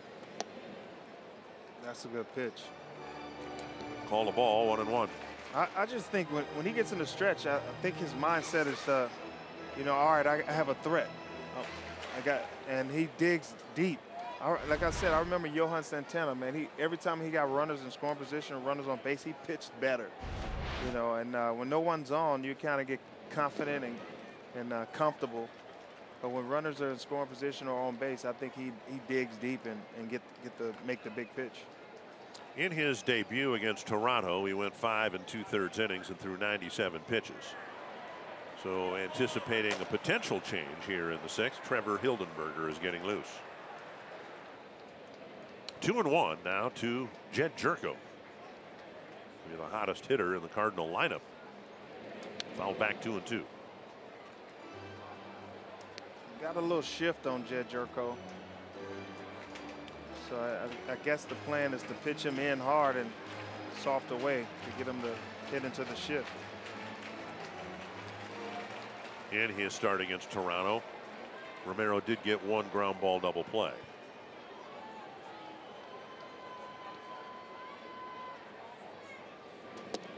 Taken low, now it's 3-2.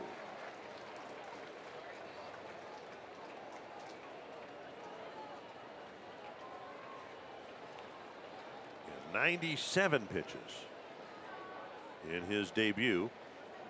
91 so far tonight. Full count. Double play. Right to the bag. Good call. Wow. You're good, man. I'm going to the casino, no doubt. Got to believe there's one around here someplace, isn't there? Penny slots. A perfect double play grounder. Yeah, he got this pitch down and away. And that's their thing, is get him to hit the ground ball, and the shift worked. He was trying to pull that pitch, and he really couldn't pull it. Hit it right to Dozier, and Dozier was able to turn the double play. And now DeJong, who has a double and a single.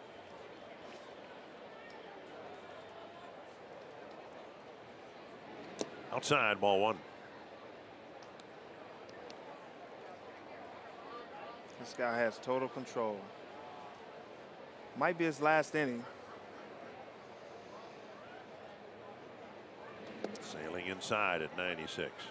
The retention of the velocity. I mean, all right, he's approaching 100 pitches. Still throwing 96. He can still throw 96.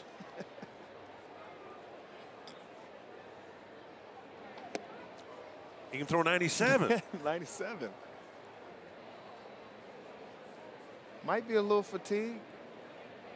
Maybe not. But Just mechanically, he just looks so sound out there. wow. 96 again. It just makes me so happy to see that the Twins have a guy like him and Barrios for our future.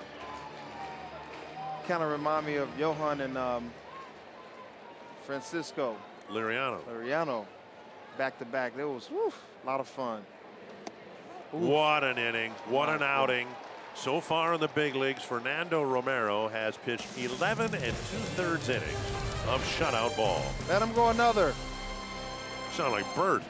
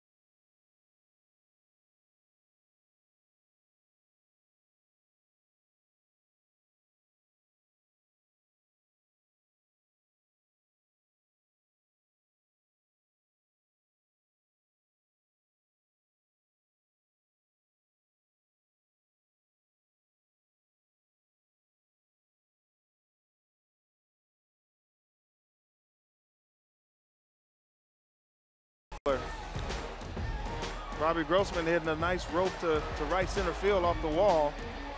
And the great slide by Escobar. And you got Romero, man, what a night. Mixing the pitches well. That slider is biting tonight. These guys are cheating on the fastball. It's 95, 96, maybe 97. Special night for him. Very proud of him. We expect maybe tomorrow the Twins will announce their starting pitching plans for the Angels series. There is a chance that Sunday, final game of the road trip, we might have a pitching matchup between Fernando Romero and Shohei Ohtani. Ohtani pitched yesterday for the Angels, and the original plan was he would just kind of pitch on Sundays, at least at home. Then he had an ankle injury that got jumbled up a little bit.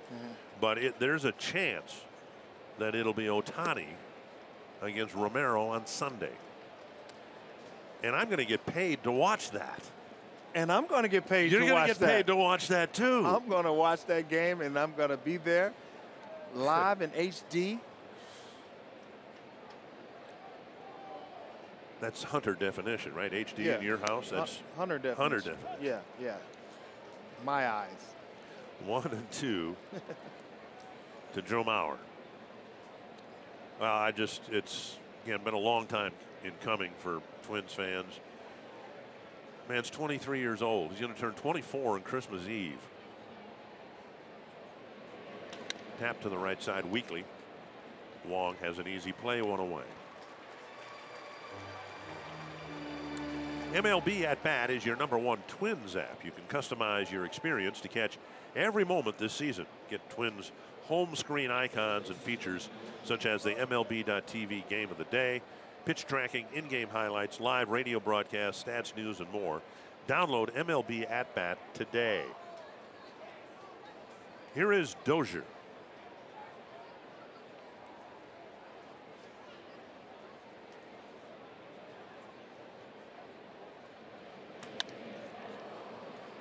Into the shift with Wong playing right behind the second base bag. Dozier retired, 2 down. Jose Barrios, the other wonderkid, won't turn 24 until May 27th of this year.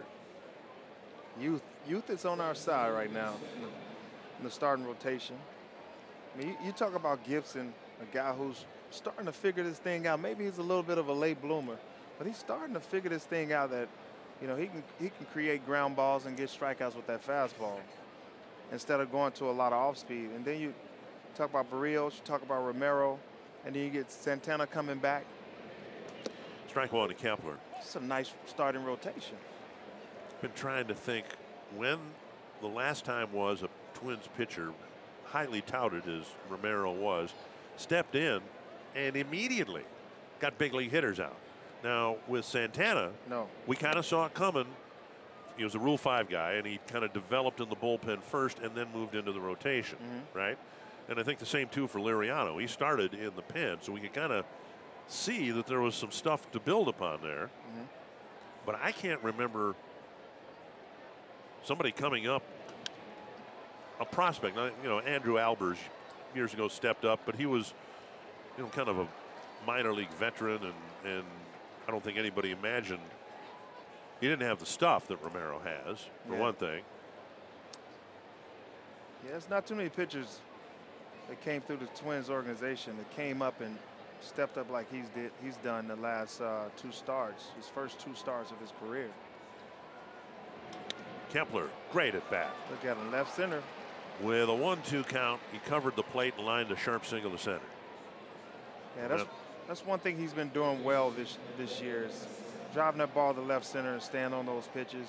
And he's also turning on pitches. We all know he can turn on pitches. He's hit screamers to right field line. But for him to stay on these pitches right here, a 2-seamer away, and he was able to stay on it and keep that back head, that lets me know that he's maturing as a hitter as well. And when he matures to where we think he's going to get it to his full potential, he's going to be a very nasty player. Here's Escobar taking another pitch inside, ball 1. Took one inside, ended up drawing a leadoff walk in the 6th. In reality, he was knocked down by a pitch after Kelly was hit by a pitch in the prior half inning. Did I ever tell you that Escobar was my favorite player? Yes. Oh, okay. A couple times already tonight. Just wondering. To the left field corner, out of play. Yeah, I think the viewers at home, they know that Mighty Mouse is my favorite player. They might know Mighty Mouse now. Google.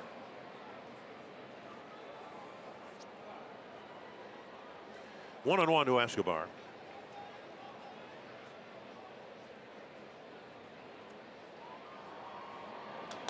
And another foul spinning over the netting and back into the seats.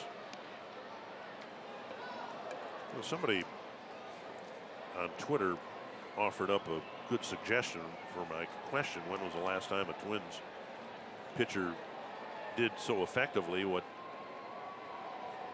Romero has done through 2 starts? And mentioned Scott Erickson. And Erickson was up in 1990 for dozens starts or so before he won 20 games in 1991. Escobar called out on strikes, and that'll end the 7th inning.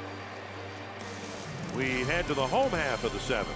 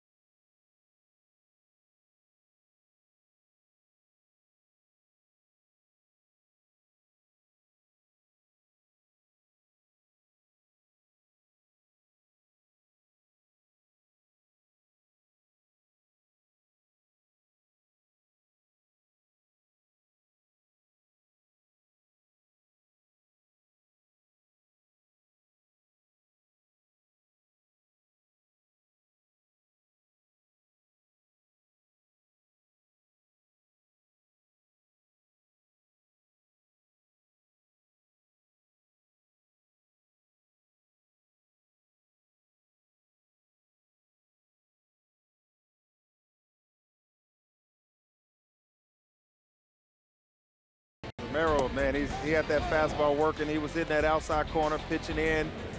Fastball had teeth, and he was able to work that slider in, and guys were cheating on that fastball a lot tonight and were swinging and missing and freezing on the off-speed pitches. When you throw 90, 95, 96, and then 97 to close you out, I mean, all you're going to do is freeze, and that's what he got tonight. Great job, young man. Got a bright future. You look at what Romero has done, and there is Andrew Albers, who started his career, I believe it was a complete game, 9-inning game, and then 8 1/3.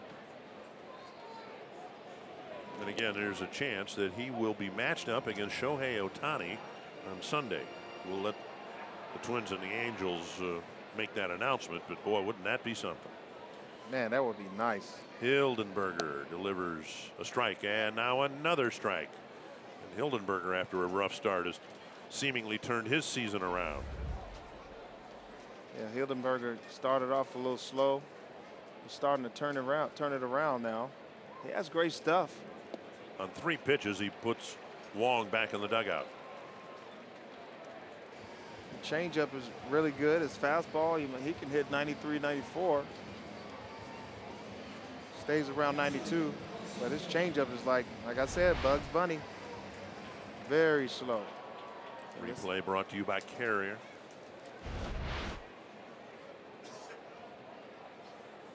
Carson Kelly with a ground ball to short, and he was hit by a pitch. And Hildenberger comes out of the pen and pumps 4 strikes.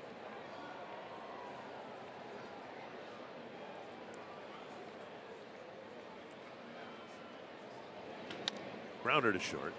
Adrianza glides to his left. 2 quick outs. And Greg Garcia will bat for St. Louis in the pitcher spot.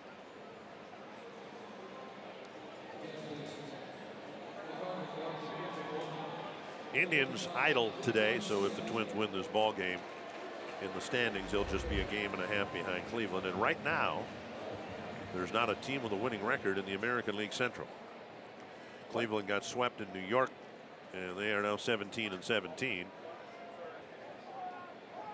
And the Twins are making a rapid climb to the 500 mark, or so it appears. Ryan Presley, Zach Duke getting loose in the Twins pen. Hildenberger trying to take care of his 3 outs. 8 pitches, 8 strikes. Yeah, look at Hildenberger. 7 pitches, 7 strikes. Who has the longest name in baseball? Major League? Yeah. Little roller. Escobar scoops it. We'll have that answer for you as we head to the 8th inning.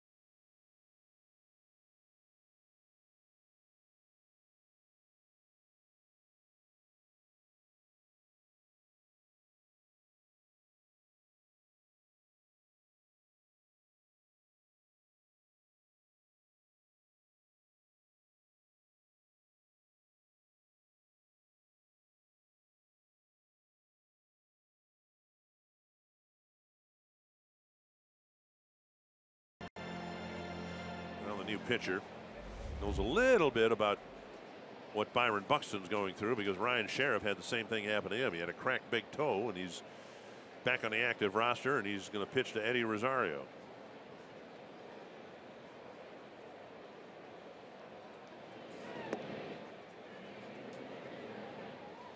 And no swing, ball one. You asked the question, who has the longest last name in the big leagues? I don't know who that is. I was trying to track down the whereabouts of Michael Theophanopoulos, who was in the Twin system up until I believe this winter, and that was 14 letters worth. Michael Theophanopoulos. Michael Theophanopoulos. 14 letters. Jared Saltalamacchia. You remember him? That's 14 letters. Yeah, that's long. That's the longest in big league history. And again, I don't believe Theophanopoulos is in the Twin system anymore, but if he's still in professional baseball, he has a chance to catch Jared Saltalamacchia. If I had that last name as a kid, I probably wouldn't know how to spell it until I got to high school. Can you imagine teaching your kid that? Paul Thormansgaard pitched for the Twins in the late 70s, and I think that was at, what, 13 letters. Minkiewicz was what, 12? Oh, Minkiewicz was tough. 2-2 to Rosario. Can you spell it now? Minkiewicz? I can spell it. M-I-N-T-K-E-W-I-C-Z. Yes. Twins built an ad campaign around that. This one to the left field corner, but it'll twist foul. It did. I always thought that's why Twitter expanded the limit on characters for Michael Theophanopoulos, because if he made it to the big leagues, 140 characters wouldn't have been nearly enough. You couldn't hardly say anything about the guy. You get his first name and his last name out there, and that is long. What is a Theophanopoulos? I don't know. It sounds Greek to me. Sounds like a hippopotamus. Well, now you've been working in the Twin system. You never came across Michael Theophanopoulos? Yeah, I have. 3-2 to Rosario. He'll be followed by Grossman and Wilson.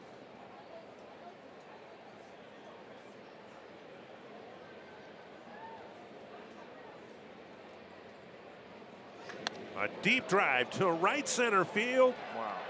A rocket to the gap, and Rosario has another extra base hit, his second double of the ball game. Yeah, this guy's really swinging the bat well.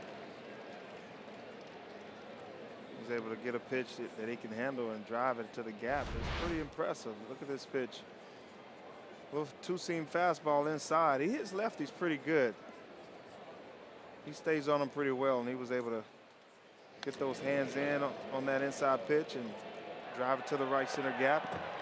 But if you follow the fundamentals that you talk about, that Roy Smalley talks about, Justin Morneau, if you follow those fundamentals, you should be able to hit both righties and lefties, shouldn't you? You guys talk about letting the ball travel deep and using the whole field. I mean, those are all things. Here's the ball hit to the right side. Grossman has his third hit of the ball game, and this will drive in an insurance run. 3 straight hits for Grossman, and Rosario scores. It's 5-0. Grossman was able to shoot that ball the other way, get that base hit. They had a little shift on him, so that ball was right at the second baseman if he was playing there, but he was able to get that base hit and with runners in scoring position and get an RBI out of that. Might have been an excuse me. A little half swing, but he put the barrel on it, pushed it through. Excuse me, base hit. And a ribeye. And a ribeye steak. You got to take those steaks when you can.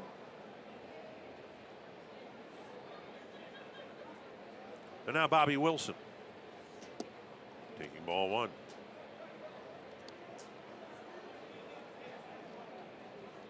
Bobby Wilson should do the same thing. You see that hole over there on the right side? With the first baseman covering, that's actually a fun hit right there. It can be like an 18 hopper too.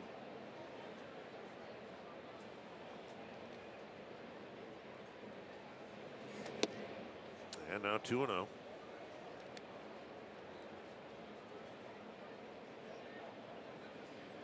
When we were talking about the swing plane, you know, just getting yourself ready in a position to hit, getting that foot down, and try not to lose your bat head.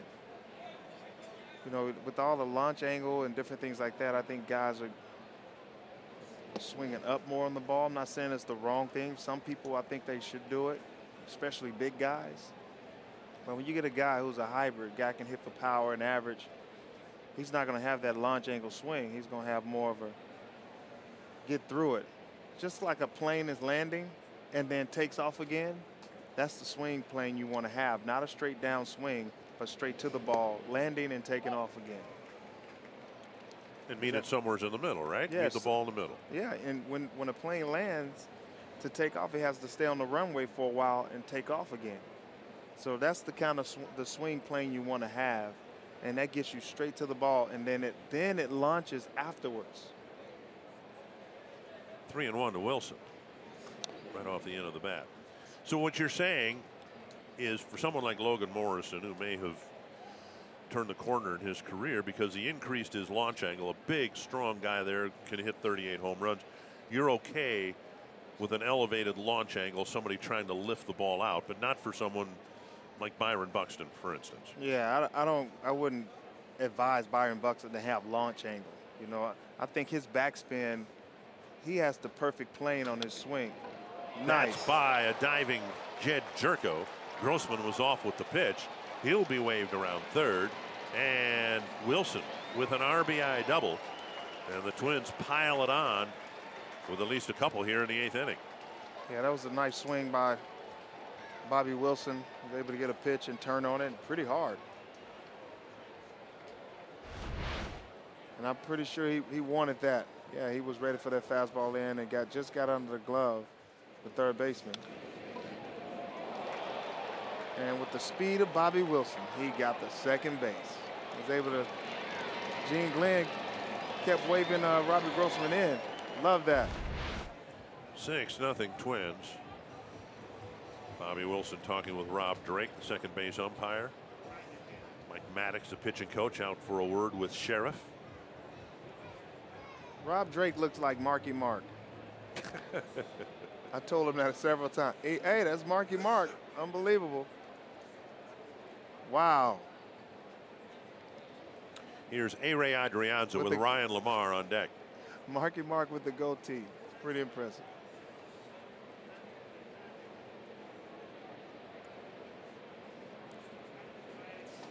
Over the inside corner, strike one.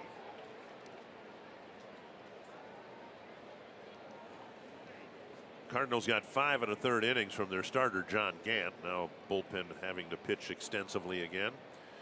And now Luke Gregerson's getting loose in the Cardinal pen as we speak.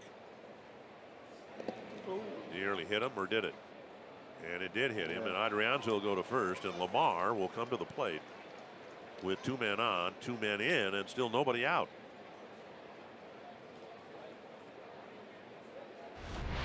Kind of yanked the slider down at his feet, hit him in the big toe. Woo, that gotta hurt. Might not be a bad time, even though the Twins are somewhat comfortably ahead here, for Lamar to kind of get off the schneid a little bit. He has 12 big league hits, and they've all been singles. This guy can run. You'd think he'd have mixed in a double or a triple in there somewhere. He got 2 singles before this year. All 10 of his hits this year have been singles.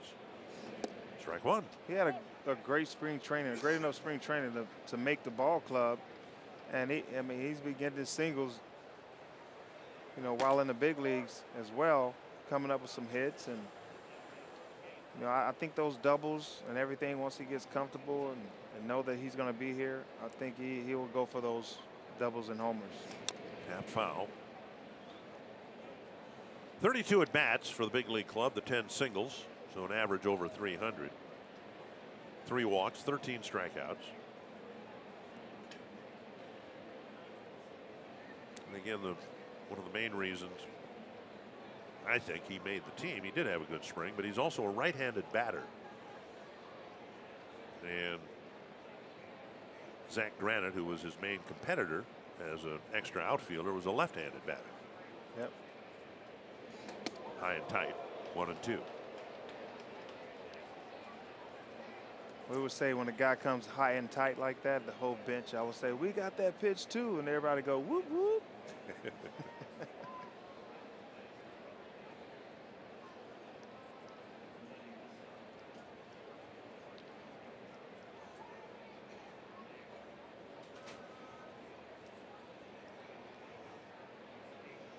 1-2. And now 2-2.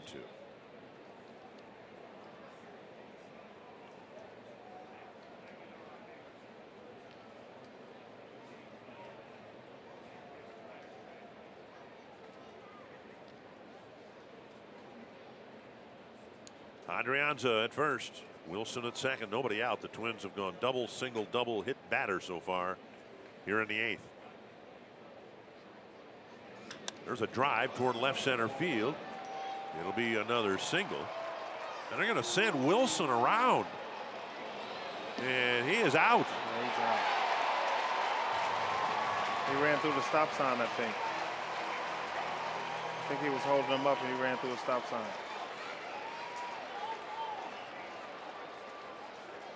So the first out is at the plate, and we'll see whether Gene Glenn waved him home or not. I think he was up the line to hold him up. And you know, it's the 8th inning. When you're winning by, you know, six runs, it's 6-0. You kind of hold him up right there. And that's what he was trying to do. So he kind of ran through a red light, I think. Here's Mauer, 0 for 3 with a walk and a run scored. Ain't it amazing? It's kind of like an unwritten rule. A lot of people don't like 8 unwritten rules, but there is one. And a strike to Mauer.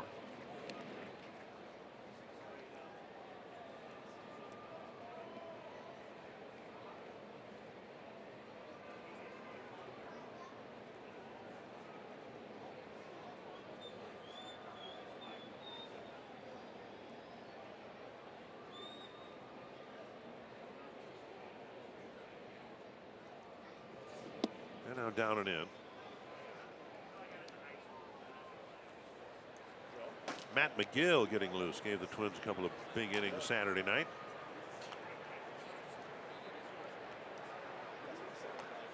I asked Paul Molitor today, and we hope it's a moot point at this point.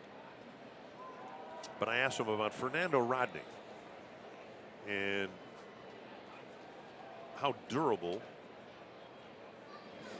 the Twins expected Rodney to be in terms of consecutive games. Let's say that you know, the Twins have 3 straight save opportunities. Would Rodney be given the opportunity to save 3 games in 3 days? And Paul said, yeah, that's kind of where they think the max would be, 3 in a row. And the reason I asked is that, I mean, the man's 41 years old. He's been around. He's thrown a lot of innings. He pitched Friday, not Saturday, but Sunday.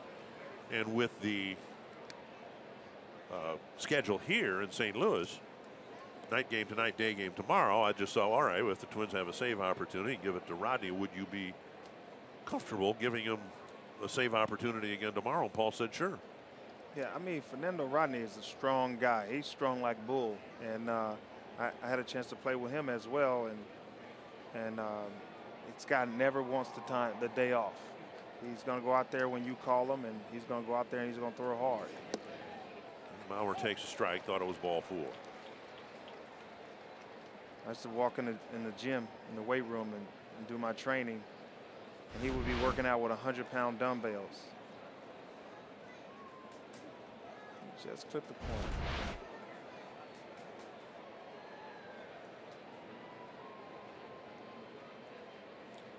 Full count to Mauer. Cardinal bullpen is not, well, specifically Sheriff hasn't retired a batter yet. There's a called 3rd strike. I don't think Joe's any more convinced about strike 3 than strike 2. 2 down.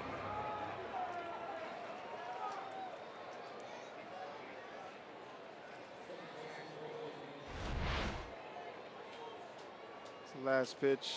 Yeah, that missed. That pitch was outside. The one before that might have been a strike. Well, we can get into it over the course of this road trip. Are you a fan and advocate of the electronic strike zone that some people are advocating?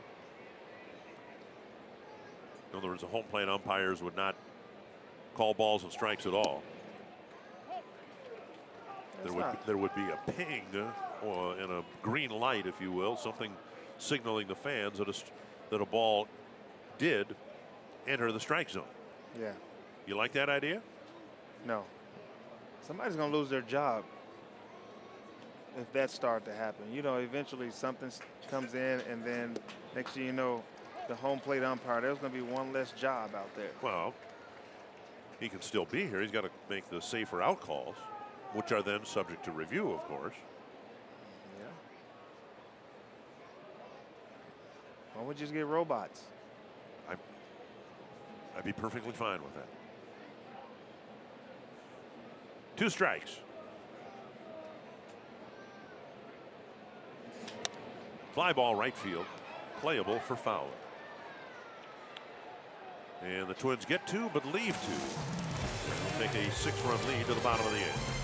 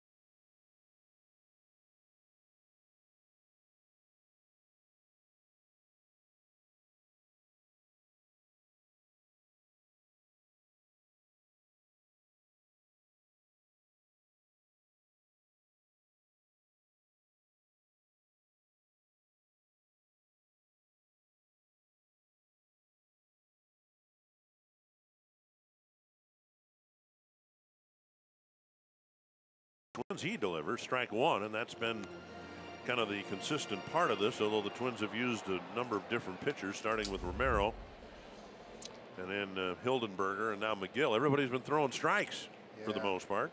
Hildenberger, I don't know if what did he throw, 8 pitches? I think they were all strikes. And now 0-2 to Carpenter. I think Eddie Guardado out there in the bullpen with Garvin Alston, these guys have actually just pounding these guys about throwing strikes and getting ahead.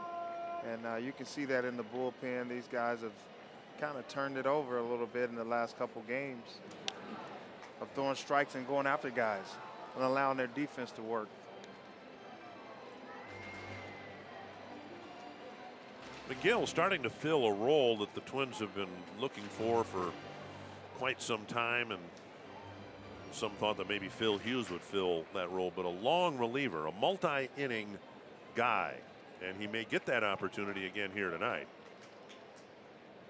You know, we used to have one, Matt Guerrero and Terry Mulholland. These guys did a lot for the Twins in that bullpen. Dylan G kind of did it last year for the Twins. He would pitch multi-innings sometimes, but McGill's really been effective in the role so far. And, you know, it's maybe not the most desirable role if you're a pitcher. You want to start, you want to close, you want to be a setup guy, whatever. But just think what McGill's performance on Saturday allowed the Twins to do. And that was shut down Zach Duke and Addison Reed and some others that had really pitched, in some cases, 3 days in a row. He was able to pitch effectively, preserving a Twins lead. And then they all came back and were fresh for the finale on yesterday's game. Here's a ball hit almost exactly to Max Kepler in center, one away. Here we go. Corey Hunter's first disclaimer of 2018. This copyrighted telecast is presented by authority of the Minnesota Twins and may not be reproduced or retransmitted in any form. The accounts and descriptions of this game may not be disseminated without the express written consent of the Minnesota Twins, LLC. It's like you never left. It's just like you just kept, you know, you've read that every day since last year. Great job. Great job. Yeah, I've been working on it. I saw Marno and Smiley read it. I'm like, I can do better than that. When I first started broadcasting Twins games a long time ago, we had to read the equivalent of that, and we would have the current players read the disclaimer. And that all went fine when we had Herbeck and Gaetti and Viola and Bernansky and those guys do it. And then some attorney got involved when we had Houston Jimenez read it, who was a little shortstop the Twins had from Mexico. And nobody could understand what he was saying. So they said, don't do that anymore. Don't let the players read the disclaimer. But now former players are okay. Oh, I guess we are. Yeah. I mean, so somewhere in the Twins archives, if anybody has, you know, recording to VHS, whatever they might have had back in the Spectrum Sports days, outside, go through those VHSs and see if you can find Houston Jimenez and the rest of the Twins from 1984 reading the disclaimer. I would love to hear that. 2-2 to Bader, facing McGill. Foul back.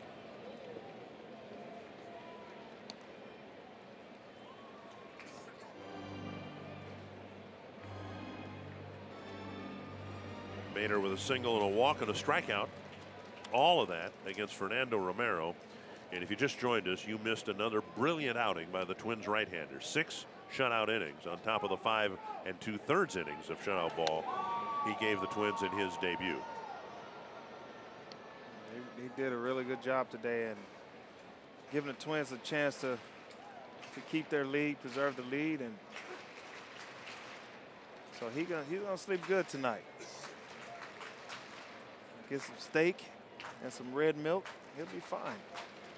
Steak and some what? Red milk. We're on TV. Well, I'm sorry, I don't know what that is. Red wine. Oh, red wine. Okay. Well, I know there's nothing wrong with drinking red wine. 3 or 4 glasses. Well, no, that's 3-2.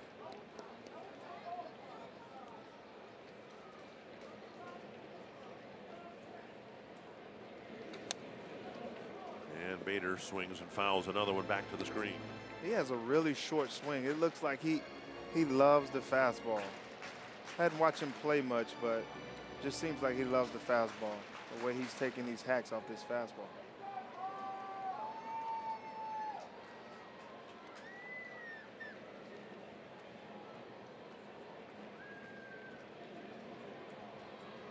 Drop to the right side. Dozier waits. Makes the play. Close play. 2 down. Fast. We'll bring up Dexter Fowler. May 15th is Scrubs Night at Target Field. A limited number of Scrubs Night theme night ticket packages are available that include a game ticket and Twins branded scrub pants. Go to twinsbaseball.com/scrubs. Learn more about the Scrubs Night theme night offer. I need some of those. You came along too late for the Zubas craze that the Twins had. You even know what Zubas are? Oh, yeah, definitely. I know where Zubas are. Okay. I've had some Zubas before. I was with another team, but I wore them. 1 strike to Dexter Fowler.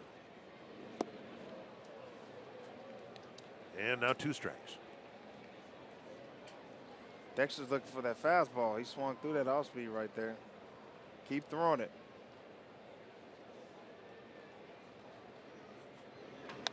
Big fly ball, short center field. Adrianza's out. He wants it. And Kepler calls him off and makes the catch. A 1-2-3 8th inning for McGill. The Twins comfortably in front here with our flight crew watching tonight.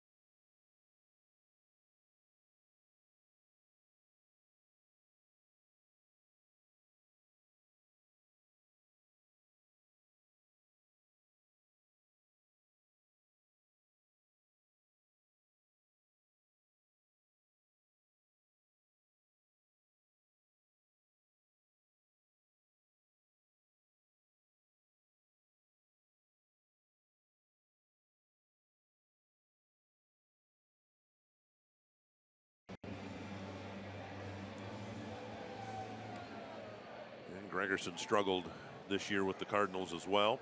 Kepler, Escobar, and Rosario will hit in the 9th inning.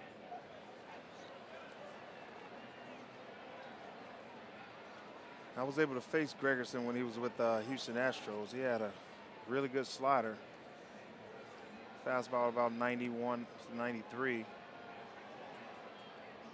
But he's yet to find it this year. Little delay. A ball came out of the Cardinal bullpen. And the center fielder Bader retrieved it, flipped it into the crowd. Now we're ready to go. Kepler with 2 hits again tonight, including a base hit against a lefty. And he takes strike 1. Twins got a leadoff walk in the 1st, scored a couple of runs. Leadoff single in the 4th, scored a run. Leadoff walk in the 6th, scored a run.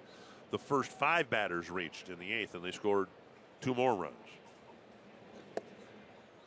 Gregerson, as you, I think, can see from the center field camera, his game is sink. Yeah. Loves to sink the baseball.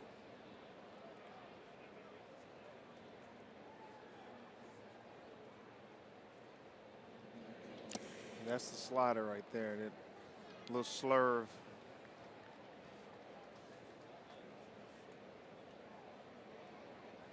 Two and 1 to Kepler. Twins have a day game tomorrow. We'll be on the pregame show actually about 11:30 tomorrow.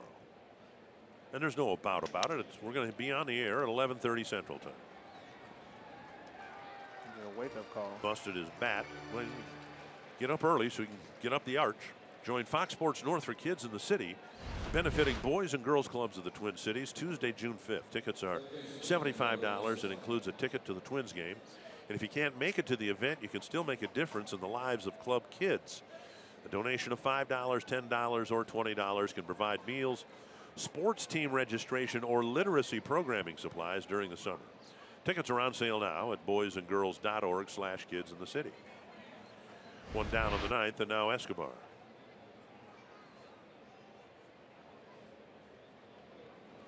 How about like in Toronto? Did you go up the CN Tower at all? The big tower outside the Rogers Center? I did that.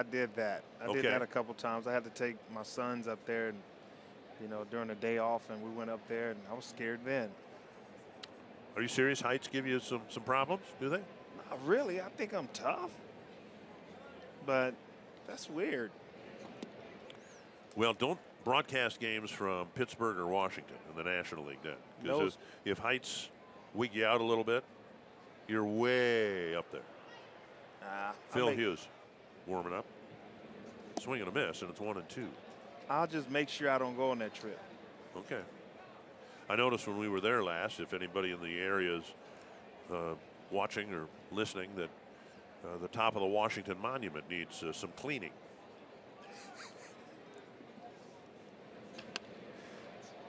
Fouled away. You trying to let somebody know? We're up there awfully high in D.C.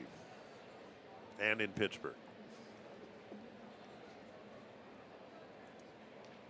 1-2 to Escobar. Couple of runs scored, a hit. You know who's scared to fly or any heights? Is LaTroy Hawkins. Really? Yeah, he's afraid. That ball gets away from Kelly, who completes the strikeout with the flip. Well, what on earth was he doing pitching Major League Baseball for 37 years or however long he lasted? Because it was low to the ground. But, Well, he had to fly to get there. Oh, he passed out. He passed out. Red milk. He just drinks red milk and he passes out. Okay, all right. So now when he joins us here, I think in June, I have your permission to ask him about his fear of flying. Oh yeah, definitely. It would tell you. Rosario swings and misses, 1 strike.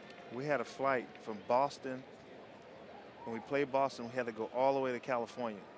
And we hit some turbulence halfway there. This is when you were both with the Twins. Yeah, we were both with the Twins, and we dipped all the way down. And everybody's heads hit the ceiling. LaTroy was in a panic.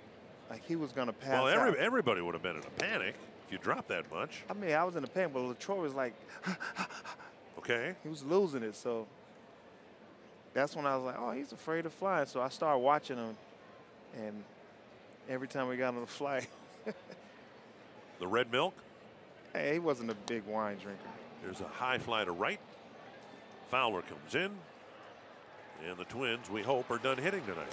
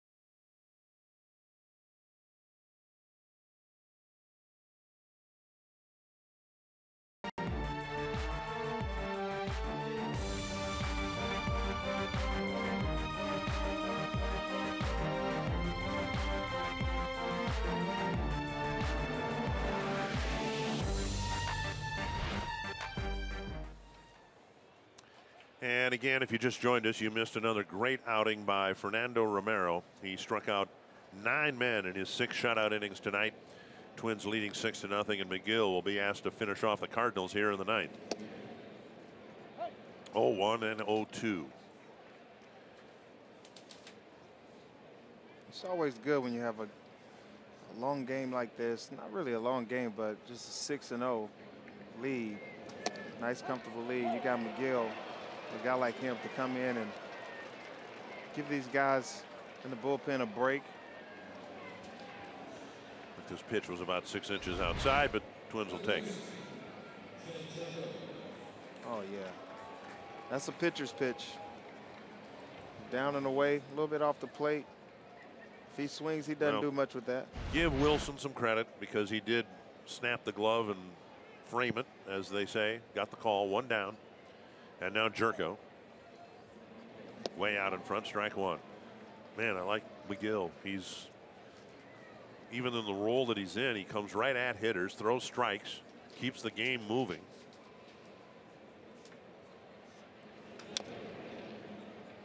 Six starts for the Dodgers back in 2013.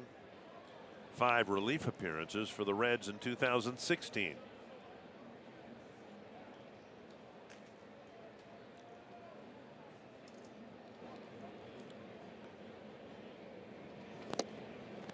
That was more of a strike than strike 3 to Ozuna, but it's not called. Yeah, that was a good pitch. Good 0-2 pitch off the plate. Nibble a little bit. That lets you know that he has control of his fastball. So I would think it's very frustrating for a manager and the players in the field when you've got a game that's just moving along and everything's going your way and you're leading 6-0. Then you bring in a guy at the end and it's, you know, a walk here and a couple of base hits and all that, and you're out there going, just throw it over and let's get this thing over with. And McGill has done a great job of that again tonight. He's done a great job of that, just keeping the game going, and throwing strikes helps the defense. I can tell you that. You know, one of the things I greatly admired about you in your playing career, your ability to play a day game after a night game. We got one of those tomorrow. Our CenturyLink What's Next. Jake Odorizzi, who grew up in the St. Louis area, will go against the Cardinal ace, Carlos Martinez. Carlos Martinez can hit. So you're going to be able to answer the bell tomorrow? Here, a day game after a night game tomorrow? Like you said, I did well when I played in my playing career. Broadcasting career might be different. There's a base hit to left. We'll definitely find out.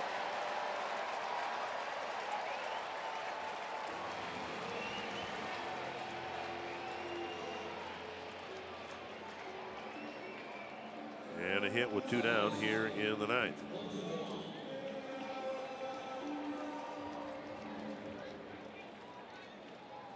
Young with another hit, his 3rd of the ball game. And now Colton Wong.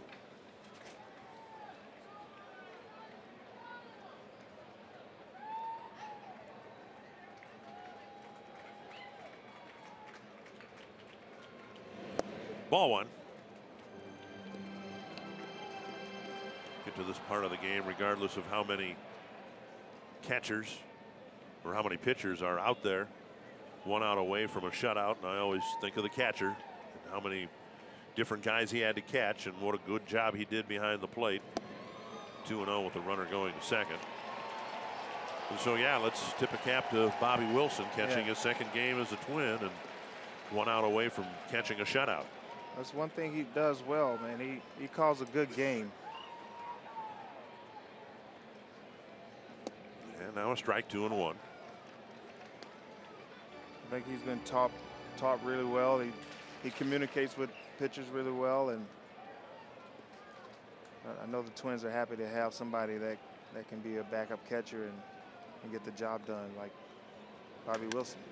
Off the glove of McGill to Dozier, and it is a shutout. And McGill pitches 2 clean innings, and I think he got an assist on that last one, and Mauer makes sure he ends up with the baseball. 6 brilliant innings for Fernando Romero. A nice tidy 7th by Hildenberger, and then McGill took care of the rest.